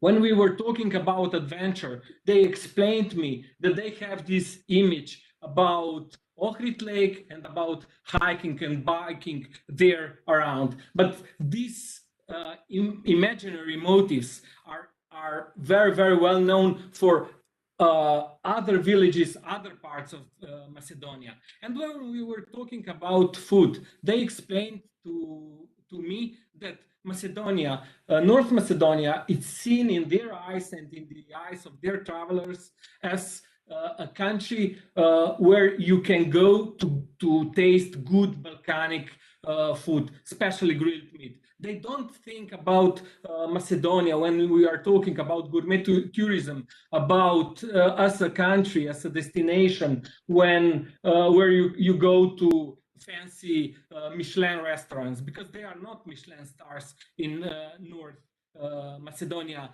yet, but they are sure that you cannot miss. Wherever you go, wherever you eat, you cannot be disappointed. So I think this is really something that you can work on. And of course, when they decide for North Macedonia or for any other countries, there is a mixture of various motives. And when we were talking about the secondary motives, one of the most important, or two of the most important, I would say, were religious and wine. And this quite surprised me. But when we were talking about religion, they said that North Macedonia is a very privileged country because it has this story of Mother Teresa, and that many things, many products can be developed on in these directions. We were talking about new demand, about the things that people are asking them. They, of course, they expect there will be some changing after the COVID pandemics. But they told me that they even before had a lot of requests because wine lovers, people that were participating in the tours, wine tours in North Macedonia, came back home and they were very enthusiastic. And they were not enthusiastic so much about the quality of wine, that of course it's good, it's a great quality of wine, but they were enthusiastic about how it was presented to them. So we come back to the people of North Macedonia that are your biggest value also in tourism. Another thing, when I was talking to the tourist agencies from Slovenia, Croatia, and Serbia, they explained me that they are sending, and they would send even more Yugo-nostalgics people, not just older people that were living in Yugoslavia, but also the younger generation that want to know about this heritage of this country, and they really like to send them to Macedonia. It could be a great tourist product because they say, you know, somebody who is interested in this story does not want to go to Croatia. Somebody does not want to go to Serbia, but to North Macedonia, to Macedonia, everybody wants to go. Nobody has nothing against the Macedonian. Among this category, I would say that there are a lot or very, very interesting subcategory. There are soldiers that served army in Macedonia, and they are very keen on the country. And when talking to the agencies from Slovenia and from Netherlands that are dealing some similar things in their country, we came to the people, to the category that would like to research First World War. They say that there is a little offer, and that there could be much more offer in North Macedonia, not just museum at Bitola and some more things, because here could be developed a huge story. People that are researching First World War are well known that this for them is just fil rouge. Otherwise, they want to taste good food, to see other attractions, but the story of the saloon front could be something that could be taken as a base. And when this will happen, when people will come back to North Macedonia to see the First World War, to taste wine, to taste food. Well, this was the second part of my research. I asked the interviews in Europe how they are doing, and 1/4 of them said that they are doing not so well, that they are struggling to survive. A little bit more than 60% said that this year they are going to do fine, it will be okay, just with some less projects, and 13% of them told me that the things are moving good for them, and that they are starting working like 2 years ago. There is quite some optimism in their points of view. They believe that we arrived to the end of the pandemics, with the vaccines especially, and they believe that the vaccines and the testing will permit to travel again with some safety measures, of course, but that it will be possible to travel again. And most of them think that the tourism will recover in 2 or 3 years. Some are a little bit less pessimistic, but very few of them. But when we are talking about Balkans and North Macedonia, they believe that this could happen even before, because North Macedonia has products connected to nature, to adventures that are not so problematic from the pandemic's point of view. Macedonia is not connected with the image of mass tourism, and this, they believe, will help after in the post-pandemic era. era. Who they think will come back? They bet on impatient traveler. They think that the first travelers to come back to North Macedonia will be those that are not very afraid or are not afraid of COVID at all, and that they just want that the borders open. The second group of travelers will come when the impatient traveler as transgender comes back home, will be travelers with safety precautions. Of course, hotels and other offer of Macedonia should work on this to guarantee them a safe place. And my interviewees, they were a little bit more skeptic, much more skeptic about not risk-taking travelers. They believe that they will not decide yet for more North Macedonia because they don't feel this strong connection with good public healthcare and that could guarantee safety for their guests. What I was wondering very much was to know why they are avoiding to book, why the tourist agencies are not booking yet. And they told me that they and their clients are not worried about pandemics anymore. They are worried more about precautions, about the rules, especially because the rules are changing. And they demand from governments, not just North Macedonian, but all the government, to give them strict and to give them precise rules, what they can do and what they cannot do, and then they will come back. So your partners in Europe are ready, and many of them believe that at this point to restart the tourism towards Balkans and North Macedonia will come very, very soon.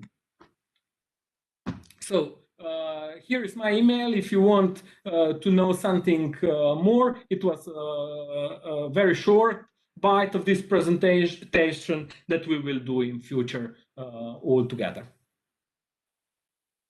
Thank you, Gorazd. Now I'm going to present you all what the findings are for the domestic offer. In fact, just give me a second.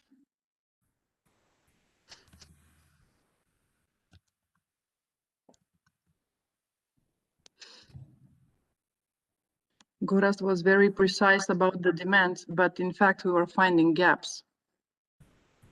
It is not always offer that adapts to the demand. Sometimes there is a big mismatch.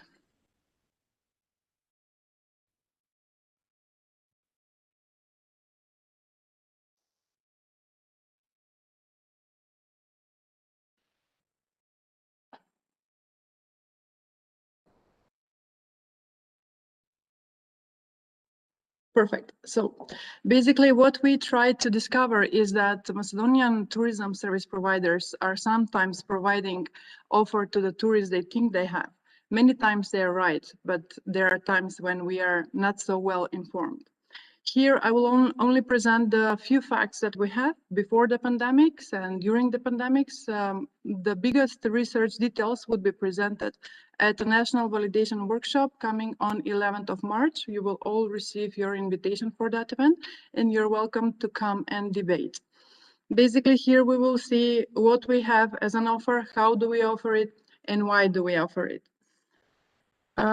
Before the pandemic, we analyzed these 10 types of tourism profiles that we have in Macedonia. Basically, all of them have their needs and wants, and we as Macedonians need to know what they are in order to create the offer in the hotels, in restaurants, travel agencies, etc.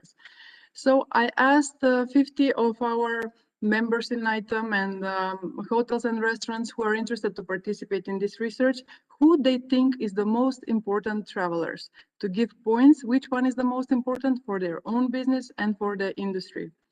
As Gorazd said, that the foreign demand is a lot more interested in food, in culture and adventure. We were so lucky to receive the results of the voting. So This is a big bravo for us, because obviously the points went to the exact tourism profiles that the international demand was looking for. It seems that ages and years and decades of working on the preparation of the offer in the year before the pandemic came right, because we obviously know who is the biggest volume of tourists. What we didn't know as tourism service providers was that a pandemic was coming and that these travelers will not be able to arrive in our country. So one of these three types, cultural lovers, food enthusiasts, and adventure fans, actually survived the pandemic. And what really happened was this change. Obviously, adventure fans are the ones who still can come, who would like to spend time in nature, are not that afraid to arrive, and they are still around us. But what really happened was that in summer 2020, Macedonians received again Macedonians, and they belong to the following types of tourism profiles. So we have digital nomads, we have domestic explorers, diaspora, and business travelers. About digital nomads, I want to tell you that, of course, by definition, those are people who work remotely from their homes or whenever they can. But in fact, in Macedonia, we didn't have them that much until the pandemics. In July and August, you can imagine so many people working from their homes would rather be by the lake, in Ohrid or Prespa, or in the mountains. Hotels were not prepared with super fast internet, with co-sharing office spaces, or anything that they would demand extra. But for this year, we can prepare. Fund for Innovation, together with the Ministry for Foreign Affairs, are preparing their offer for a long stay visa so that they can stay, the foreign digital nomads can come and stay longer.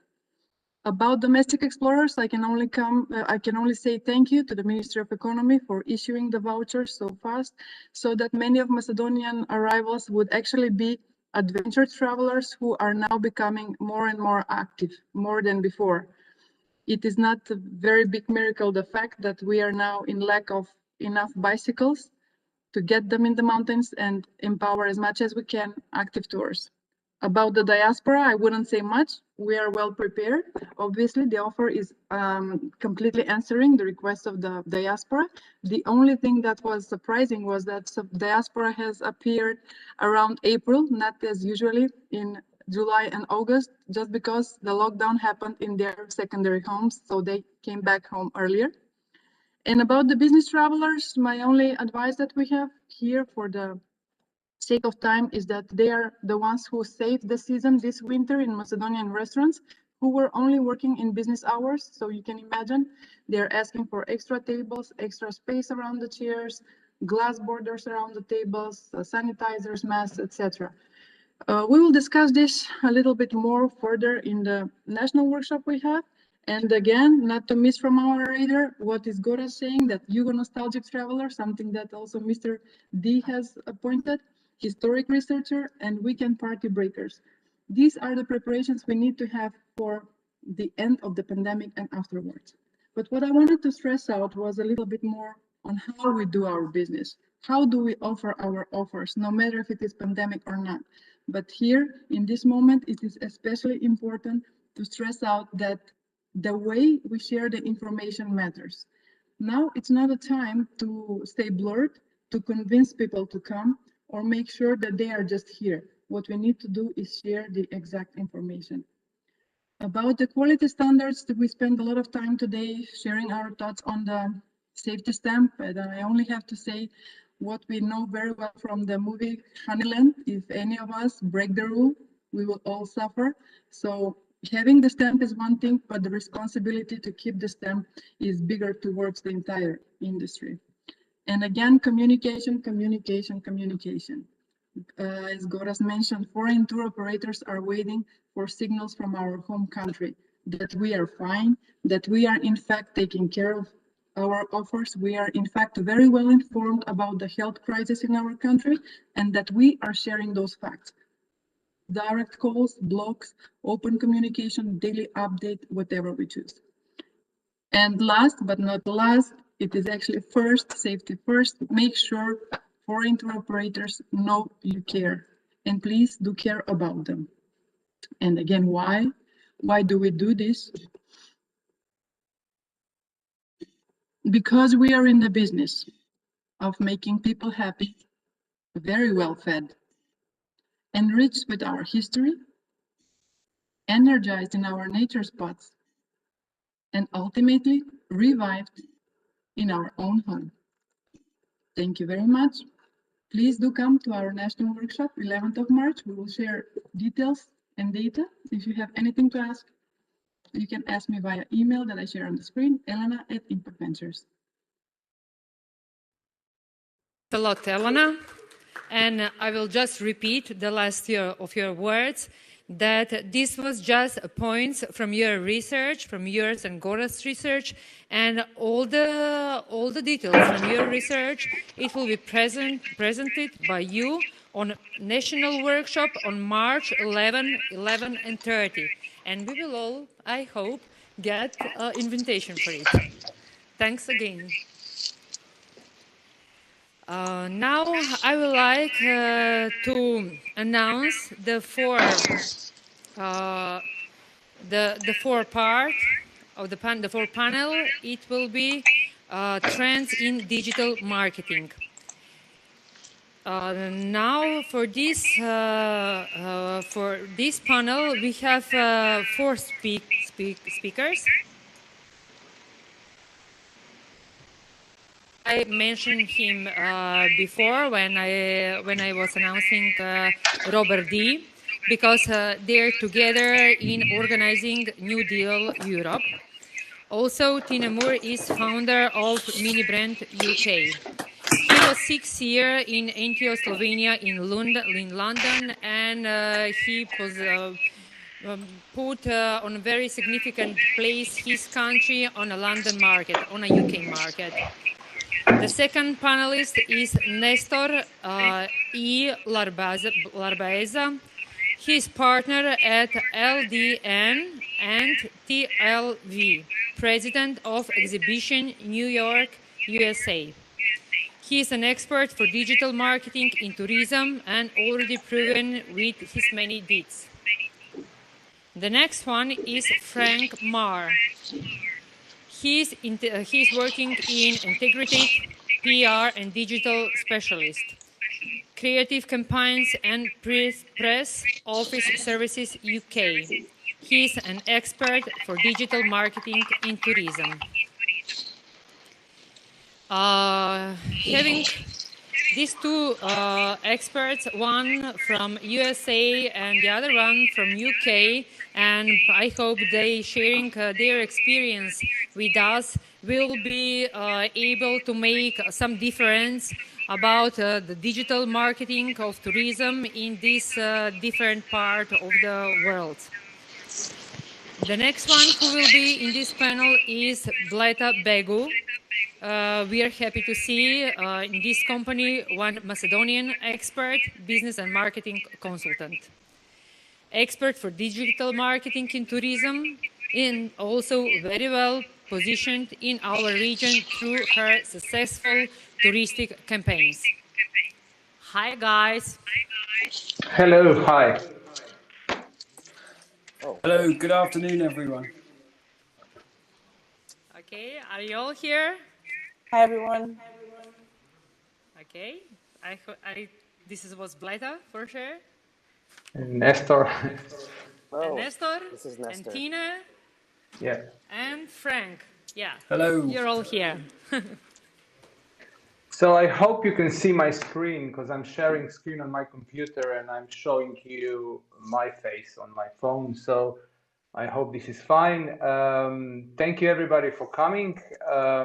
Thank you for my panel guests today to tune in from everywhere. I know Nestor is in the States and Frank is in Europe here with us as well.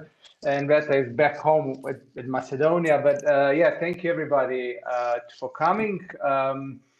Today, as already said, we're going to discuss how digital marketing can help faster recovery and open new opportunities per se, so worldwide, but we're going to focus in this discussion also on the small region of the Balkans and even a small region around your country and your country as such. So we can debate a bit what can be done and what will need to be done and what we think will happen in the next year or so in the future. This is not a presentation. This is more like a debate. So the slides you're going to see are just for background. It's not to focus on the slides. It's more on our debate. So firstly, let me greet my other guests. So Bleta, hi, can you hear us? Hi, yes. Hi, Yeah. everyone. So Very nice to be here with you today. Bleta is from Macedonia, and she is known to many of you as an international business and marketing expert. Worked in many different fields of PR and marketing in your country and worldwide. If you want to check more about her, here is her LinkedIn profile. Our next guest is Nestor, my colleague and friend from New York. I present him as a PR guru in the States and one of the most successful PR person I met over the pond. Nestor, hi, how are you? I'm doing great. How are things going? Yeah, very good. Where did we find you now? Are you freezing in New York or? No, I'm actually down in Florida for a few months, trying to escape the cold in New York. So yeah, I'm a digital nomad at this point, getting all the work done from down here. Oh, great! That's great to hear. You can enjoy different seasons within one country. We don't have this luxury here. That's right. I might as well be in the Caribbean right now. And last but not least is my good friend Frank. We've been working together for many years now. Started when I used to work for Slovenia. Frank, how are you? Hello, Tina. I'm very well, thank you. Yeah, I'm also away from London until spring. I'm opening an office in Riga at the moment. So yeah, I've been in lockdown in Latvia for the past 3 months, and looking forward to seeing you in London in a few months' time, hopefully. Different type of winter sun in Nestor, I guess. I could do a bit of Florida sun or Macedonian sun.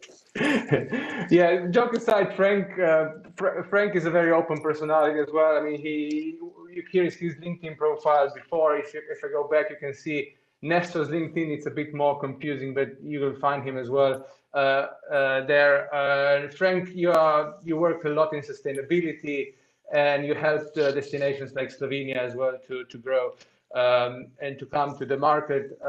Last but not least, it's me. You said a lot about me today, so no need to repeat this stuff. I have my own company, Mindbrand, and I'm one of the co-founders of New Deal Europe, which you also know. And I used to work for Slovenian Tourist Board, as Goraz did, so we were friends there as well. And tourism is a small family everywhere you go in the world, so we kind of connect to each other, all of us. Okay, guys, let's start with our debate. So my first topic that I would like to open today is the future of travel promotion is in digitalization. So that's sort of a statement we like to hear everywhere we go on all sorts of panels, digital, everybody talking about digital. But is it true? Your view, what's your view? Maybe let's start with Nestor, because you come from the furthest away. What's a view from the American perspective? Is digitalization the way forward in tourism? Oh, absolutely. And I think it's just a trend overall in terms of media and media consumption. That is where the consumer is, and that is also where the consumer wants to be reached. Obviously, traditional media in terms of print will always have a place, even if it's a novelty. But, the New York Times print is still, very important within the travel world, as are some of these more emerging platforms for digital content. So in terms of what tourism organizations and tourism providers can do is just make sure that they are putting together a digital strategy that is beneficial to them and that is giving them the results they're looking for. So yeah, I mean, digital, this revolution started, years back, but we can quickly see it evolving recently with the development of, new platforms, new social media tools, new ways of telling a story. But it has, Frank, has this digital world become more important with happening of COVID and all this lockdown will happen, what world will we be in without digital now when we are facing this lockdown? Is digital giving us the virtual reality we never expected, or is this something that was always expected to happen in this sense? I think you've got to look at two balances of it. You know, there's a lot of noise. There's so many different forms of communication from online, but there's also the traditional, you know, marketing balance of brand awareness. And when you look at a billboard in a key point compared to 100 influencers, does it have the same effect? Maybe it does, maybe it doesn't. The other thing to factor in is how precision marketing can be now, how you can hit audiences so much more accurately as well. And the software that has evolved as a result of that.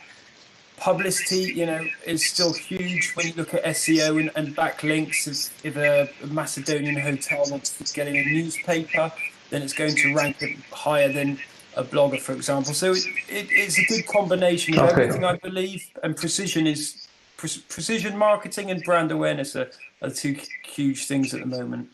But Bleta, if we take this, you see this picture, I put a little dot which should be Macedonia, and dot is bigger than the whole country there, and you have this huge world with all the networks. So is digital the way forward for a small region and destination like Macedonia? How do you see it from where you work, from your perspective, from your experiences? Yes, we as marketers, we have been struggling like the latest years to explain why is digitalization important, and you know, but with the pandemic it all became very clear, and it totally changed the story, basically what's going on in the market. And now we have all kinds of companies, organizations, and touristic professionals that are trying to get to us for help, and of course to create their unique story in terms of digitalization. So yes, this is the way also where North Macedonia should go, and all the Balkans, because basically this is where the world is and where we should be. The only thing is that we should find the perfect marketing mix in terms of digital channels, and provide our story and find ourselves in a, let's say, unique story and different from others. We should find our perfect storytelling, and of course our unique selling proposition, and communicate it. But yeah, Nestor, do you think the world is the same size on online and digital from the perspective of somebody from Skopje, or perspective from somebody from New York? Because we were all used to hear about these big titles and names in New York Times and all these things, but can somebody in Skopje, for example, break through on a platforms online easier than it used to be before? What's your view on this? Absolutely. I think that's one of the great advantages of having a strong digital presence or digital strategy and a unique voice, is the fact that you are able to play in the same sort of playground as some of the bigger brands. You know, Four Seasons will be out there with their messaging, with their polished image, yet they're reaching out to the same influencers. They're reaching out to the same culture drivers. And it's just a matter of breaking through some of that noise, just like Frank said before. So remembering that you're building an experience that is an extension of your brand, and staying true to that usually helps sort of break through the sort of artificial communication that's out there. So yes, it's definitely an advantage. You know, going digital, you can be seen by the same exact people that some of the larger brands, some of the larger tourism boards are reaching. But it's just a question of how to get their attention, and once you have their attention, how to keep it, right? And that's where the value of a great PR narrative comes into play, because you don't want to just get their attention and then there's nothing else to give them. So yes. So what's your answer to this question we have on the screen? So can a small destination region get to the big stage via route of digital PR marketing. You are 100% behind this sort of approach. So that was for me. Sorry. All of you. I can agree with that, and I think digitalization, it's not new. You know, it's here and it's here to stay, and it's only a matter of older target audience is becoming older and older, and you know, Tina, when you're a lot older in your 70s, 80s, then you know it's not going to be a topic anymore. This is where it's at, and the website funnel, you know, from a solid story within a marketing mix and analyzing the user journey. It's all part of organizational behavior now. It's organizational strategies and PR marketing, communications. It's all part of that. And if you look at I guess the irony, Frank, as you said before, or everybody, the irony is that, for example, I remember a year or two ago, I came to New York and all the billboards, all the big advertising space were bought by Google and Facebook and all these platforms where we all go and advertise and we all go and communicate, but they somehow find their shelter in going to the other way. So advertising in this physical platform. I don't know your view on this. Maybe Bleta, what do you think about this? That all these platforms go there, but we kind of use the digital to promote ourselves. Yes, exactly. And as mentioned earlier, as Nestor said earlier, so you have the chance, even through, if you are a small provider, let's say, you still have the chance to speak loud out there, because you have basically the same chances. If you don't have the money to go out and use outdoor campaign, you have social media and all these powerful digital channels that empower you, let's say. The only thing is that you need first to work on your brand identity to package the product and the services that you are trying to sell. And as we said, to package nice with a nice storytelling, and of course use the great mix of channels to promote yourself.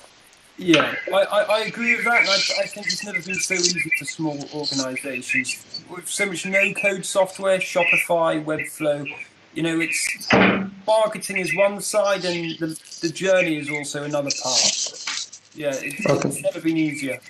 Yeah, and if I can just chime in here, I mean, for the smaller entities that we work with, especially emerging destinations and boutique independent hotels that don't have the resources to actually, you know, hire a full fledged PR firm in New York, let's say, or to hire a full-fledged social media team, there are organizations out there that do provide some great services and visibility built into their membership. You know, things like the Adventure Travel Trade Association, which works with some of these emerging destinations and small operators. They have a great set of tools there built into their membership that does give people access to some of the top media, not just North America, but around the world, some great events planned around the world, and other types of intelligence that they can use on a smaller scale to kind of break out of that regional pack and actually, you know, play alongside the Japan Tourism Board, play alongside the Spain Tourism Board, Australia, you know, the big sort of powerhouses that do have tons of resources to spend in digital promotions. So there's that. There's also Travel Massive, which is a little bit more of a networking place for individuals. But there's still, you know, these networks that you can tap into very easily that will allow you to play alongside some of the bigger brands without investing too much in terms of resources. Yeah, it's all about creativity, I guess. But let's move to the second topic today, which I want to discuss and which we all mentioned as well. We saw a beautiful story told by Robert before, and storytelling in tourism. My claim for you today is that content is still the king. So the right content, the right story, you bring the right story, it will find a way through the social media, through through traditional media. It will penetrate to those who need to see it or consume it if you want. The picture I'm showing here, and Bleta will tell us a bit more about it. She pointed me to this Albanian profile on Instagram. Can you tell us more about this story, Bleta, and why do you think their content is so important and so good? Yes, Tina, this is a great case study that I always love to present. People, I guess, also in Macedonia are very aware of them, as this is the pearl of the Balkans when we talk about rural tourism and how a person that left Albania, let's say, I don't know, 20 or 30 years ago, he came back to his home village later to develop this masterpiece and to show to the world that we have great food, we have great hospitality, and today it's one of the key destinations when you come to the Balkans, and it's a must. This well, what's this geese man, congregation here? You have to tell us the story behind this yes, amazing so congregation of geese. Yes, so I mean, the geese are there. And of course, as Robert earlier said, you have to provide content and storytelling. So they found one of their, let's say, USPs, and they are promoting, because all the guests that arrive in Rizzi Zanave are fans of this experience, and it's amazing when you are out there and, I don't know, 200 or 300 geese walk around you, and all the noise, and they're beautiful with quite cocky. Yes, and behind you also see the wine field. So there is the local wine produced there. There is local cheese produced there with so many flavors, raspberry, blueberry, and this and that. So all of this, it helped the villages around to revive. And even when you get their menu, it's on the first page, what is written, it's "Thank you for visiting us. With your visit, you help, I don't know how many, like 300 or 500 families, you know, to sustain living for their families." And this is quite something that touches people, and it connects, it's personal. And of course, I would love to go back there again and again, especially for the experience that they are providing. There's, of course, no menu. They bring the local food in such a delicious ways and presentations. There's always a nice music there, and they always find a way how to make it more interesting for guests over the time. And also, this is they have, I mean, they are in the business for quite a few years. They bring innovations and news all the time, and guests love to be there, and they're fully booked all the time, basically.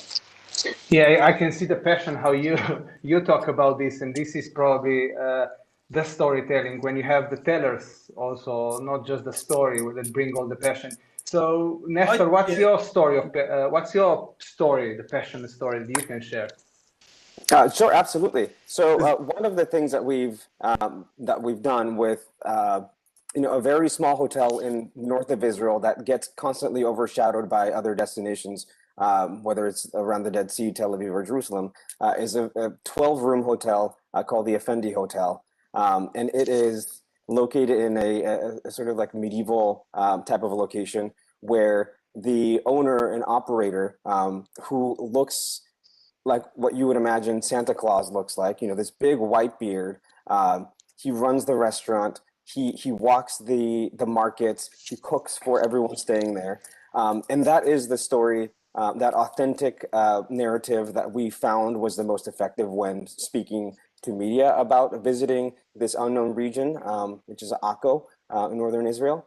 To this day, that small little nugget of authenticity that we keep putting forward to media just keeps returning just in volumes. I mean, he's been in the Wall Street Journal, he's been on a Netflix food show, he's been He just came out with a cookbook out of Germany. He's been in the New York Times 3 or 4 times. And this is a very nondescript type of location that all of a sudden all we had to do was show the personality of this man who goes by the name Uri Buri, and that's what people really connected with. The fact that, you know, the one walking to the market every day to pick up what he was going to serve at the restaurant later that day. And those are the stories that we tell people. You know, he actually goes and picks out the fish with the fisherman and comes back, and it's nothing fancy. There's always this sense that when you're doing PR, especially if you are pitching a story to the New York Times, that it has to be sophisticated, that it has to be sort of like glossy. And what people are looking for is that authentic piece. Yeah, that authentic piece of a story to give them a sense of place. And that's where they want to visit. You know, if they do want to go to Tel Aviv to get the nightlife scene, to get, you know, some great Michelin star restaurants, they can do that. But what really is the most memorable part for a lot of people is going up to the middle of nowhere in Israel and getting this experience with a person who isn't trying to be flashy, isn't trying to impress them, it's just trying to show them who they are and what their town is all about. So that we've had some great success there. So, Frank, can we say that it's sometimes even easier for these kind of stories, as we see here, from example, from north of Israel or from Albania, that sometimes it's even easier to get to, I don't know, Guardian or the Times, that you would go with a glossy big hotel that demands first page. Yeah, I think anything that has never been seen before, anything that's really authentic is important. I think the key to storytelling is owning your audience, and on social media you want to build your audience and you want to maintain your audience, and you know, storytelling is essential. It's the same when you need to generate publicity. A writer isn't just going to write about a random hotel room with a sea view. If you have a hotel room with a sea view and, you know, some magnificent ship that just turns up, then that's a story. But it's finding that key thing. I think the other thing is, like, what's not been mentioned is collaborations, working with others, whether it's looking at working with a TV series, Netflix or something like that. Yes, good point, yeah. Be featured. But absolutely, I think storytelling will always be king, particularly when everybody thinks they're a journalist, everybody thinks they're an influencer, and so on. It's how so what's your story that, for example, our listeners here, our audience can relate to? Do you have any? I know you worked with a lot of small Welsh or Slovenian or Polish. Yeah, we work with 4 countries, but I think the one that recently from COVID that stood out was working with we worked closely with a production company, and it was working with a famous TV presenter for the Wales Coast Path. So there was a 6-part series, and we put a 6-month campaign up around that, from collaborating on press conferences, news events, bringing in other people, influencers, to go and experience in the footsteps of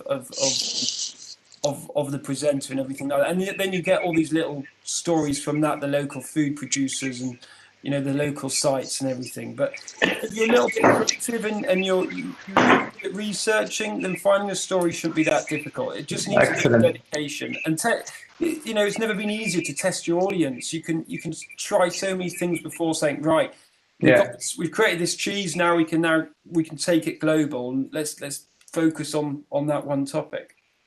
I think there were some questions from the audience, so if anybody wants to ask something, please do.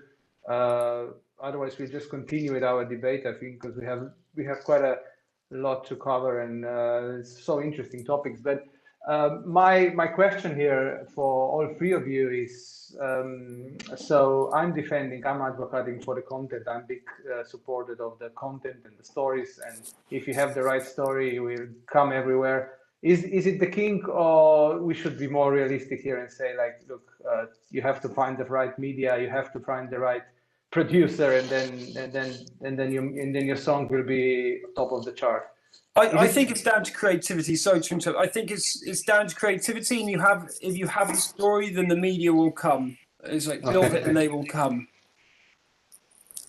Yeah, and if I may add here, yes, I always encourage everyone to be creative in terms of content, because they might say, okay, now I've exhausted all the photos that I have for my, I don't know, hotel or other facility, and now what do I do? Be creative.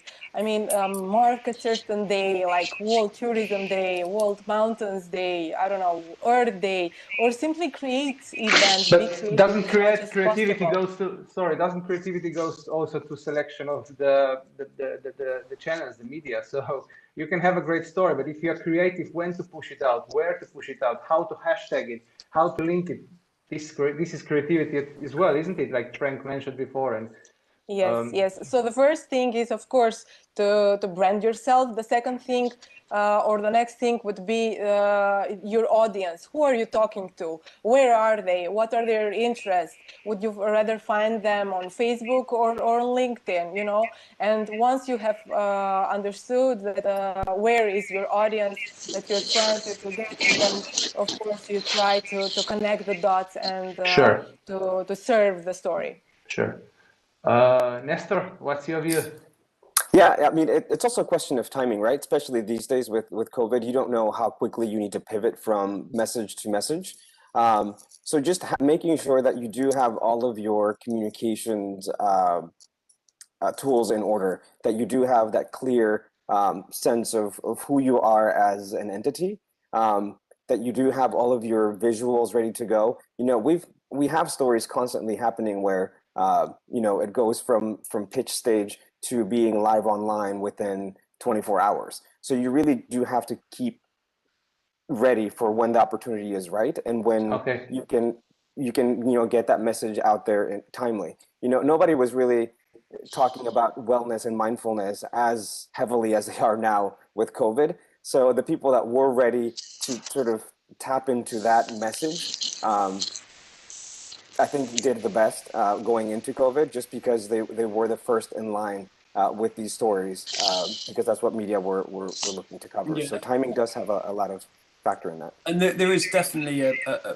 about a 40-minute news cycle now where news comes, appears, and then it disappears again. So it's how you stretch it out as far as you can. You know, it shouldn't last for 40 minutes because you've got all your other channels and everything. And I think Bleta made a really good point. Target audiences, you know, there's no point doing certain things if you're not connecting to the people that you want to come and visit. There's so many different demographics, and it's storytelling in the right way. So quickly moving forward, trends from the markets you represent, from where you come, the markets you follow. Maybe just quick overview from your point of view, from your work, from perspective of your PR agencies. What's new? What will be important in the future? After COVID, after everything. So, I mean, right now for Americans, for the North American market, what's driving their travel decisions in the short term is where they can go. So right now for Americans, it's Morocco, it's Greece, it's Eastern Africa, where they are still able to go on safari. They're still able to go to Tanzania, to Kenya, to Uganda. You know, getting some of these bucket list trips done right now, just because they are able to, and we are allowed to travel there. The Caribbean will probably be next, just because of its proximity and the amount of offerings that that are there. A little bit further down the road, we're already seeing some movement in across Europe. You know, with Greece kind of being seen as the next place that Americans are just going to flock to over the summer. Japan, pending on what happens, you know, with the Olympics, is also big on the radar. But people are already planning fall and spring trips to Japan next year. And those are sort of the big trends in terms of destinations that we're seeing right now. And there's other. And what will be important for Americans in the future? So post-COVID, post-pandemic times. Yeah, and I think it was addressed in one of the chats earlier. That sort of digital nomad type of lifestyle that Americans are adapting a little bit better to now. We figured out that it is in fact possible to travel and work at the same time. You know, Americans are notorious for not taking all of their holiday time, but it seems like that's sticking a little bit. And there are brands out there who have started who cater to this demographic. You know, Selena and other providers who make it easy to stay in a pretty affordable accommodation while being connected and doing your work.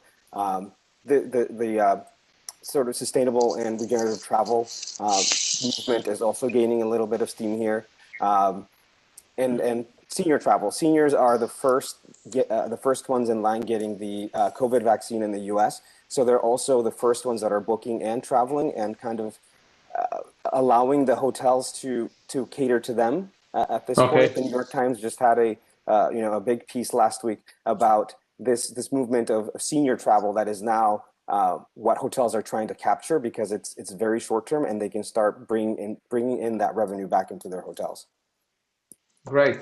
Frank, can you maybe give us your view from the British perspective? So with Britain, we don't have just Corona, we have also post-Brexit, which will be opportunity, I guess, for places like Macedonia.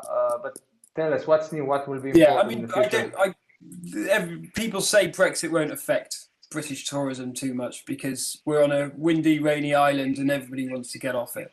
I think for emerging destinations, be ahead of things like get your environmental and sustainable offering sorted. It's not going to go away anytime soon. The big investments, the big global powerhouses are all investing in the environment. So sustainability, just try and get your product in order.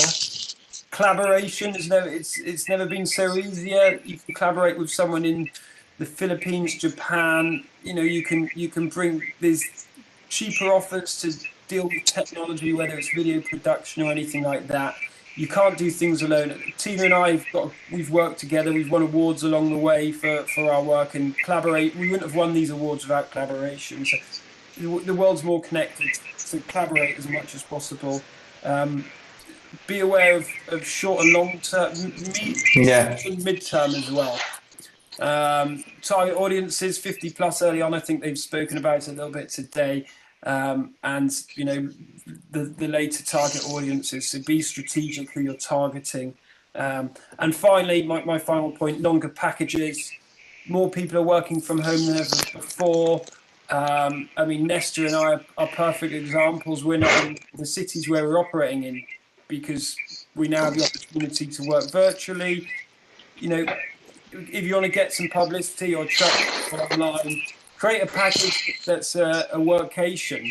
Be creative, storytell through what you're doing, sustainability and things like that as well. Packages generate marketing opportunities. But Bleta, let's put this all in reality for somebody who is a provider from Macedonia or the region. It sounds all great and easy when Frank and Nestor explain this, but where can these practices be learned? Like you are there, you are on the ground in Skopje in Macedonia. Yes. So you see my other 3 questions here on the slide. So what's your view on this? Well, I must say that North Macedonia, but also the Balkan region, is quite rich with diverse nations, with diverse cultures, languages, and of course with diverse history. So, of course, we need to know first to know each other, because let's face it, we have certain barriers, but it's the time where we must take out this, or overcome these barriers and work together and promote the region. I mean, North Macedonia and of course the Balkan region, it's quite small for international tourism, so we should cooperate with each other. And I see this quite few last years, quite a lot. And I've seen that there are some changes and progress in terms of experiences, what the tourism is offering. And I must admit that there are quite nice collaborations in these years. And so I always advise them, for example, if you're in a small villa, find a nice authentic lady that produces some nice food. Find a good tour guide, find a nice tour agency, and then talk together with them and see what you can come up with a nice product, as Frank said. So, and as probably because Robert the before gave us a international- great example. Yes, I must admit, Robert was amazing. Thank you, Robert, for inspiring everyone. And so bring experiences, not the cheap products, because the international tourists are interested basically in this, in experience, in the personal Very good point. touch, and yeah. Very good point there with not promoting cheap, but promote experience, promote what's rich in your country, and guests will, I guess, take it as something valuable. So Nestor, how would you come from New York and you work you mentioned all these big titles that we sometimes get afraid of. You see these non-bolded questions on the sides. How would you approach these big names and markets if you are a small hotel in Ohrid or DMC from Skopje? What's the unique selling point for us? Right. So one of the great things is that there's a certain sort of aspect of an undiscovered destination that sometimes Americans love. There is that cool factor of going to a place that hasn't been completely overrun with tourism. So that is, I think, a great positive thing about it. You know, when we first launched a couple of hotels in Montenegro a few years back, tourism in Croatia was just completely taking over. So what we decided to do was position, you know, these destinations within Montenegro as the best alternatives to what was happening in Croatia at the time, and we did really well with that, and people really responded to that.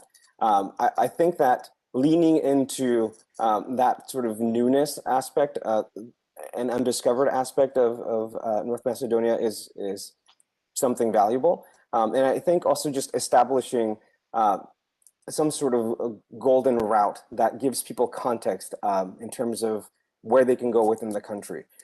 You know, Japan has its golden route, Peru has its golden route. All of these destinations have created a way in which tourism moves within the country. And it's just finding those different places that do scatter tourism throughout and not just bring them in and sort of let them figure it out on their own. You would probably suggest more to do the golden route or route in the region rather than just in Macedonia. For Americans, do you think the Balkan region would be more attractive as probably just one little country? Yeah, so sort of listening to see what your neighbors are doing and figuring out how you can tap into it in an authentic way, I think is great. Obviously, everyone right now wants people to come in and stay for longer within their destination, but in the beginning, it's also helpful just to get them there, let them discover first, and then eventually either come back or stay longer, which is, I think, one of the opportunities there.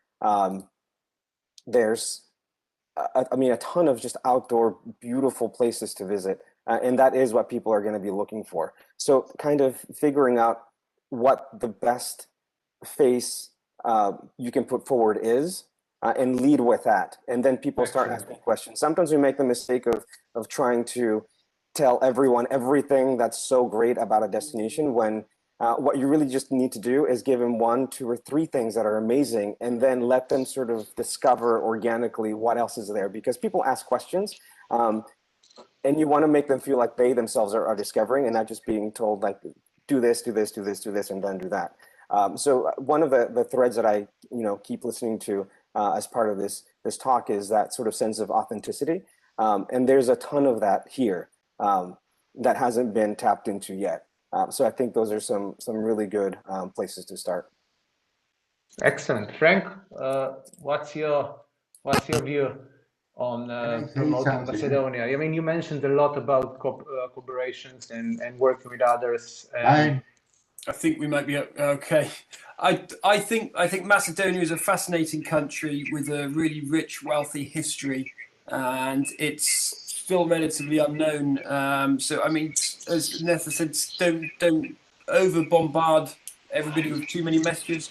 Pick your target audience and define what the reputation of the country is as much as anything, because it's a magnificent country and people want to hear that, really. I think we're running out of time, and I'd love to just so much more to say. Yeah, I mean, I have one more last question. We can do just quickly this. Just quickly in one sentence, guys. There is going to be a momentum now on the market when there's going to be a gap after COVID, after everything. Somebody will go out as a winner. Some will go out as losers. How to stay on the side of the winners? How to take this genuine opportunity? What's your view? Quickly, Frank, maybe start with you. Take advantage of technology. Get your shop in order. Get everything perfect, and then don't be scared to go for it. There's and work together. One message, hundreds of voices. That's the key. What we're focusing on as an agency at the moment. The more collaborations, the better. A little bit of publicity, a little bit of social media. Everybody pushing the same product. One message, 100 voices. Excellent, Nestor. Yeah, I mean, it's just keeping in mind that you are on the same level as the rest of the massive tourism boards that are going to be starting from square one as well.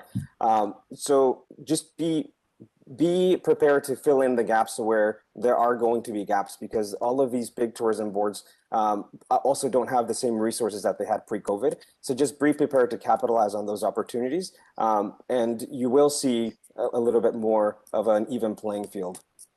Excellent, thank you. Bleda, what's your view?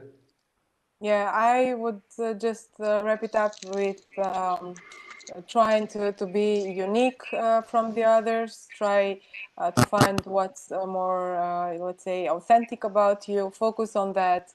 Don't use every channel out there. Don't do anything that everyone does, but be you.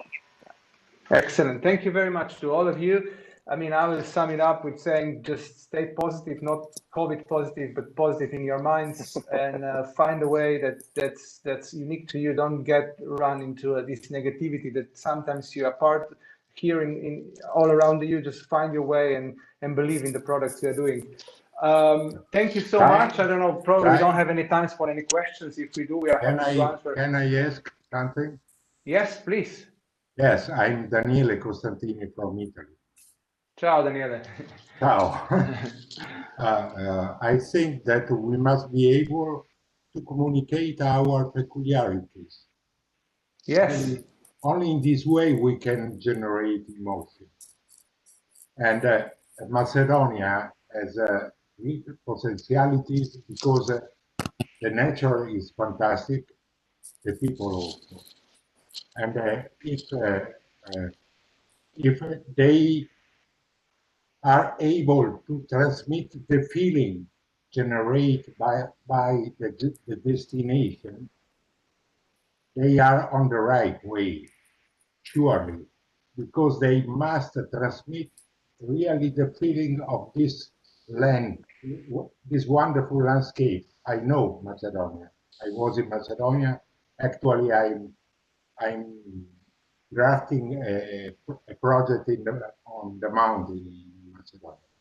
And so I want to know if you all think that we must be original, we must be I like the way you put it, peculiar. I think that's a very good way of putting it. I do agree with that. I think the more original, the more authentic. Create your brand is your country, and that's the most important thing. And there's no other place like it. I mean, if you look at how countries define itself, what's the first thing that people think about when they think about Macedonia? That's the most important thing. You can look at Slovenia and brand affiliation with green and mountains and trees and so on, but it's what defines a place. Yes, I totally agree. Thank you, Daniela. A very good point. Thank you. Thank you. Is there any maybe other questions we have?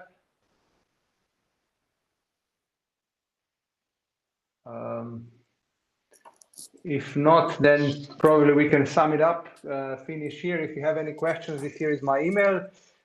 Also, find our speakers today on LinkedIn or on social media. They will be happy to answer your question, and you can see what they can do for you if you need any help, any support.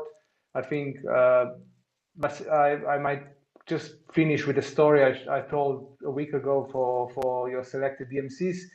I went to a shopping to a local shop called Waitrose, which is the main shop kind of in UK. And one product I found on the top shelf was an Ivar, a full glass of beautiful glass of Ivar on the top shelf. And I looked, said, oh, I never saw Ivar here in the shop. It was said made in North Macedonia.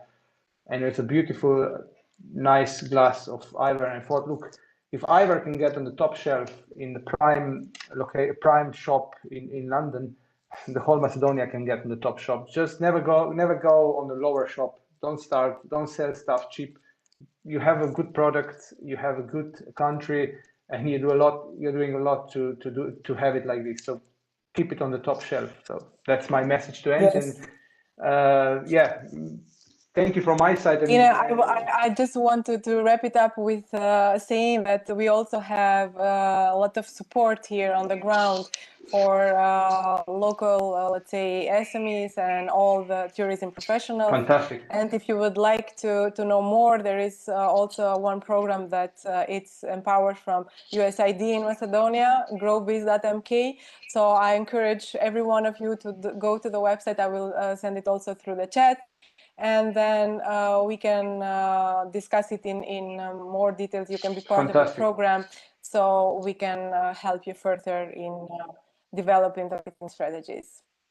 Yeah, maybe Nestor, any final message from you where people can want to reach you? Sure. Any questions, any feedback would be great. And you can just find me on Instagram, on LinkedIn. You know, if you do have any questions that are media specific, I would love to answer them. Any types of approaches that you're thinking about. Yeah, my line is open. Thank you. And Frank? I'll echo that of what Nessa just said. Always happy to connect, and if you need connections in the UK or Ireland, feel free to drop me a message, and hopefully we can put you in touch with everyone. And it's all about collaboration, so hopefully we'll collaborate with everyone soon. Thank you so much. Thank you to my guests, and thank you to all the people who stayed and listened to us. If there is no further question from the audience, I'm passing it to the organizers. Thank you very much. Thank you. Thank you. Enjoy your day. Bye. Thank you, guys. We heard very important lessons from us. We will use this knowledge. I want to thank to Link Across for having beta with us. And also, now I want to share with you that the presentation of Macedonia as a touristic destination will start in 4 o'clock. Until then, we will have a short break. And after that, please, in 4 o'clock, join us for very, very interesting presentation of Macedonia as a touristic destination. See you later.